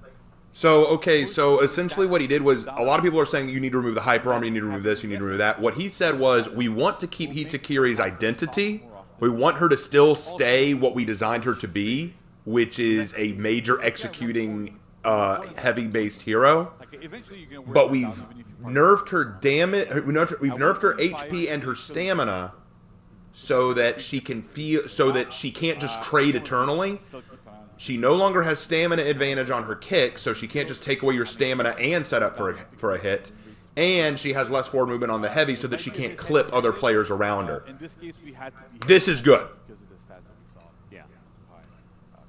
Okay, where we're going. Makes sense. Next up, Varangian Guard. Now the Hito players are going to be a bigger pain. How are they going to be a bigger pain? Assassin, how are they going to be a bigger pain? Very, very Yeah, good. it's pretty That's a change. big one. So the superior block window on all of her light attacks. Basically, I said it's on the following, but it's basically on all of her attacks, It's right? like everything, yeah. On our opener lights, finisher lights, on Sellsword's Bounty and Sellsword's Valor, and Yalderco Hopekeeper, all of these lights basically have their superior block windows standardized. Yeah. It was an experiment that we had to put them at 300 to see how is it if that window is like a little bit bigger, right? Right. It makes those superior blocks and those crushing counter type of things a lot easier to land. It's easier to land when you're in chains. It's easier to land when you're doing dodge attack, that sort of stuff. So it was an experiment that we did, and at the end of the day, we're able to look at all of our data and stuff, and it's too strong. Right. And a lot of players have been saying that Varangian is overtuned, Reinhardt's overtuned. Understandably, her win rate is not like that above the rest of the pack, but it can be frustrating to play against her, right? So we've had nerfs before with her trajectories. Now we're nerfing this specifically. We didn't want to remove. I know a lot of players. Hito is more easy to kill, not when you're facing a good Hito. Yeah. Nina, I believe you could replace the word Hito with any hero and get the same answer. Conqueror's now more easy to kill, not when you're facing a good Conqueror. Warden's now more easy to kill, not when you're facing a good Warden. Shinobi's now more easy to kill, not when you're facing a good Shinobi. The skill of the player does matter. We need to remember that. And then we'll see if we need to do more changes. We also cannot really change the pin duration when you block somebody successfully with your down stance, because the design of the hero is meant to be that if I block 4 people, I can choose who I'm going to do my follow-up on. Right. So because of that, that pin has to be a little bit longer. Because it's a defensive maneuver and stuff, it's a little bit different. That you're not actively pinning somebody and attacking them to pin them. But the other thing to note is that as soon as you throw an attack from after you've blocked somebody, it removes the pin on everybody that was pinned. So it pushes them away right away, and then you get your follow-up on whoever you're attacking. So it's the idea here is that pin is that length, and it is the shortest we can make it for if you block 4 different people. So we did a lot of math on this to make sure it worked. And we're going to keep an eye on a hero. If this is still massively problematic in the future, we'll address it. But right now, with this change at least, it should tone down the hero again quite a bit and make sure that she's not like the crazy must-pick that she seems to be in a lot of lobbies. Gotcha. Okay. Nusha! We have Nusha. Best girl Nusha. Best girl Nusha. Love it. This is a bit of a left field. I know some players are going to be super psyched to have this. Small buff to Nusha, but still pretty interesting, right? So her zone attack is now a 2-hit zone attack. The first hit is 500 MS. Maxi, you can play the video and we'll go as we go, right? So the first hit is 500 MS, deals 11 damage. Oh! Would you look at that? Oh, very nice. So basically, the main issue Very is nice. that, like, before the buff, it's super slow, right? So it has the best trap, deals a lot of damage, that trap and stuff, so that's great. But it was extremely slow. It's hard to get people off of you. It's hard to use. Yeah. It's like easier to interrupt and stuff. So Wow. being 500 for That's so cool. better. Yeah. You get into a much better situation after you hit with that zone. The trap works. You can do whatever you want. It's a very, very nice quality of change on Nusha. Really happy. Big props to William on our team. Yep. Who made this change. We championed it, and then the animation team that were able to like do something. So the very, first hit very is 500 milliseconds and deals 11 damage. The second hit is 800 milliseconds, deals 24 damage, but can be feinted or soft feinted into traps. Cool. Really happy. Big change for Nusha here. Yeah. Makes quite a bit of change in how she can approach fights. Super excited about it. Awesome. And Berserker. Last but not least, Berserker. Yeah. So this is technically, it's a bug fix. Maybe a nerf, I don't know if we're using it. But we finally managed. Thank God. Havoc will sing this praise. Havoc will be jumping up and down with joy. Dodge recovery Someone go to Havoc stream and tell them they fixed the Berserker problem. I'm sure a lot of people in here in chat know. But basically with Berserker, what you could do, it's hard to do on controller, honestly, but it's a bit easier to do on keyboard. But the way you do is you would do an attack, and then unlock, turn to the left or to the right or whatever, and then relock and then dodge cancel, like super quickly. And what that ended up doing is that Berserker would, instead of and you do a side dodge specifically, right? So Berserker would attack, turn, and then side dodge away from you. So that gave him like a lot of distance, and not that it was like extremely strong, but it's super annoying to fight against. Yeah. So we were able to fix it on Berserker, so that's great. The fix is also applied on Aphira, but it only partially fixes Aphira, because there's another small issue with Aphira that will be fixed in the next title update. So that I'm happy to say. Aphira still has it. The timing is a bit more strict. There's like some other things we need to figure out for Aphira. But for Berserker, it's fully fixed. For Aphira, it's partially fixed. And then we'll be able to have like the full fix in the next title update for Aphira. Okay, so they said this was the last one, so I'm going to go ahead and say this was an excellent patch notes. Like, all of these changes were very well warranted, and I liked them. I really like these changes. Wow. Nothing bad to say. So it was a side effect of those sticky dodges, but we managed to really figure out like exactly what the issue was, specifically on Berserker. So I'm super happy that we were able to fix it. That is all good. Holy cow. That is it for patch notes. It's a lot. Some good stuff. It's a lot. It's a great patch notes, guys. I am very pleased with this. As always, the in-depth explanation, like all the thought process that goes into Oh my gosh, this was excellent. This was excellent. I'm pleased. I'm very pleased with these patch notes. And realizing them. So, folks, and if you are excited for any of these changes or all of them, you don't have to wait long, because all this is going live tomorrow. Tomorrow! The sun will come out tomorrow. Bet your bottom dollar. Y'all know that one too, right? Y'all know that. Y'all know that song. Please tell me you know where that song's from. I don't want to feel old right now. So all of that tomorrow. So yeah, don't miss all of that. So amazing stuff. Thank you again, JC. Much appreciated. So big thanks to our players, right? Oh yeah. We're doing this for you, yeah. But we wouldn't be here without. We got you, fam. All right. Cool. So, folks, don't go anywhere, though. Stick around, because we're going to come right back to do our wrap-up, talk about some upcoming content, and look at some fun community corner stuff. So, stick around. We'll be right back. I'm sticking around. So, all in all, guys, we're getting into the wrap-up now, and some of y'all I know are going to leave now that the wrap-up is coming, but I'll go ahead and say this before you go.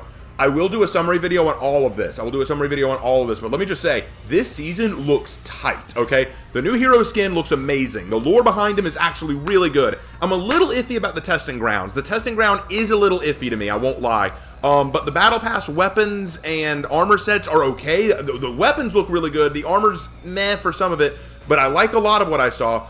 The testing ground, like I said, I've got some questions, I've got some concerns, but I'm hoping that the testing grounds will surprise me. And even if they're not good, even if the testing grounds aren't good, I'm hoping that the community will come together and just say, hey, we didn't like this isn't something we wanted, and explain why they didn't want it. But for the patch notes, at the very least, fire. All the patch notes were excellent. I love what they changed with Lawbringer, love the addition of Warden's new feats, love Nusha's new ability, love the fact that they fixed the Berserker tech, and of course, the Sohei fix was so needed. All of this was good. So I can't think of anything bad here. Isn't it, Annie? Thank you, Get Some. Raven Knight, you excited for the Mongol hero now? Yes. If it is a Mongol hero, yes, I am very happy. But I don't know if it's a Mongol hero. I don't know what kind of hero it's going to be. I'm assuming Mongol based on what we've seen, but I have no idea.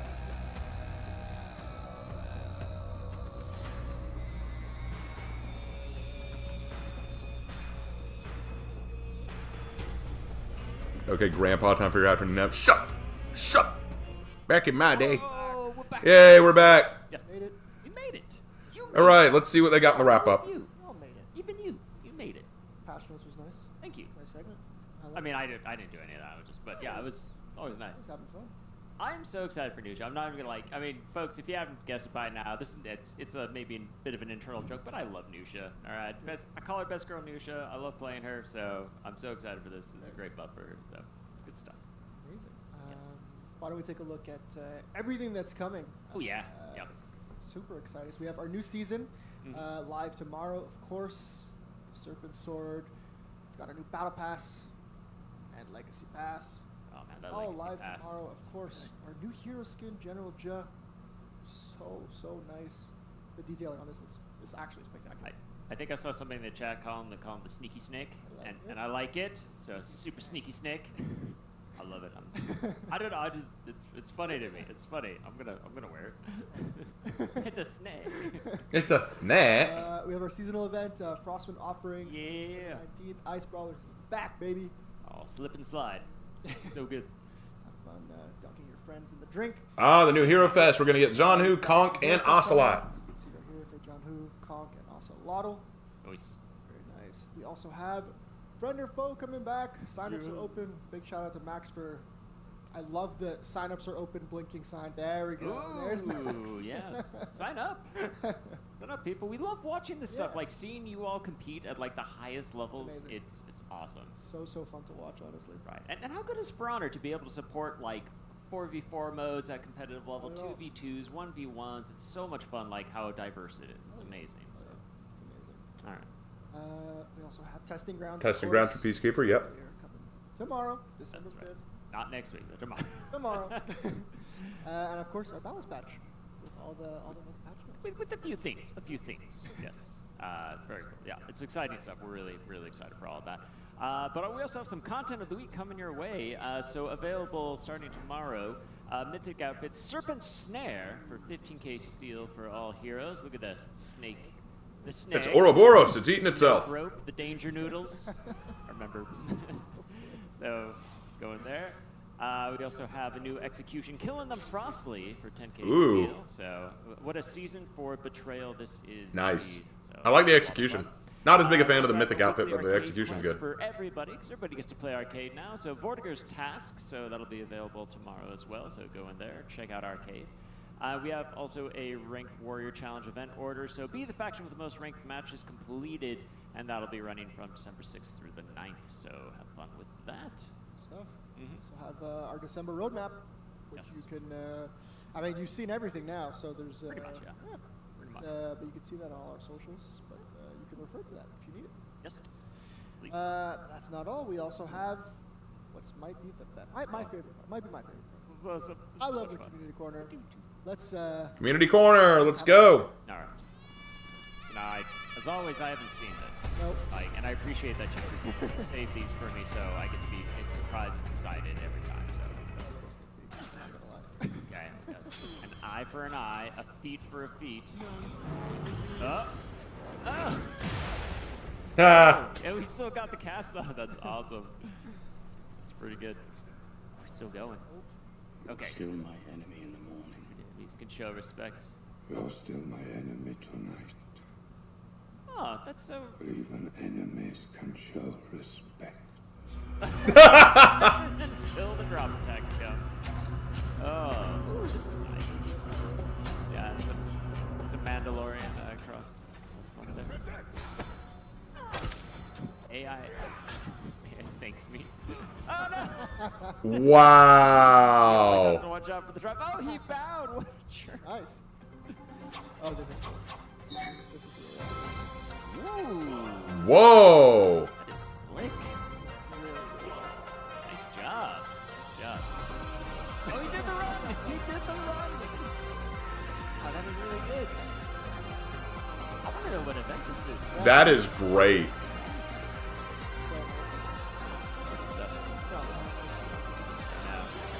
You missed a little Orochi in that, I'm gonna lie, but I'll let him slide. It's really That was sick. Okay. Athens we may be. Yes. It's these moments that just make For Honor the best. And I love it. I love that thing. Amazing. What better way to really start off the holiday season than a big old dance party? And that's incredible. Randoms we may be, we are brothers now. Super good. Fun stuff. But yeah, I think that's pretty much it for us, Nolan. Everyone watching, thank you all for being here. Have fun tomorrow. Yeah. It's going to be great. A lot of stuff going on tomorrow, so be there. It's going to be great. And yeah, that's pretty much it. I think we're raiding someone. I think one of our CMs is looking. I believe Jet is looking. So stick around because we're definitely going to be raiding someone. And whoever you raid, just everybody go in the chat and type Sneaky Snake. Yeah. When you Sneaky raid, Snake. and that way they'll know. They'll know where. All right. So it'll be good. If you know, you know. All right. Guess that's it. That's it. Thanks, everyone. All right, folks. Have a good one. Happy holidays from For Honor. Yeah. All right. We'll go ahead and end it there. Okay, back to my... There we go. Okay, so, wow.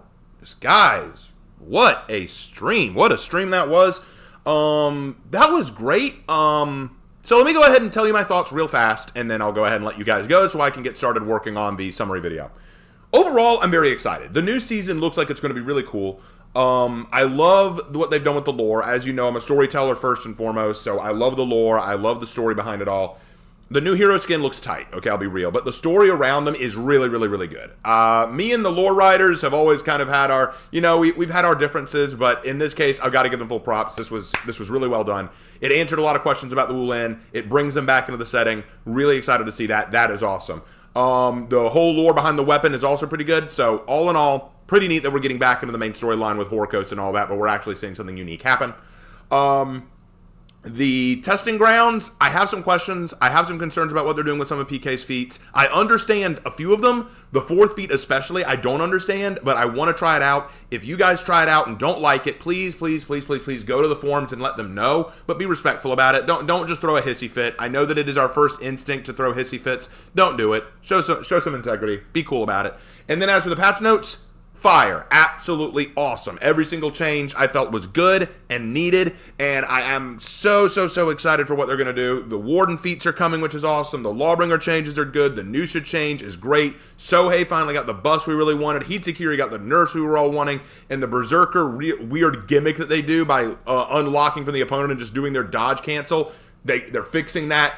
Thank you. And all of that is going live tomorrow. So I'm very, very pleased with all of that. Now, I will be releasing a summary video a little bit later today, explaining all that and talking about it.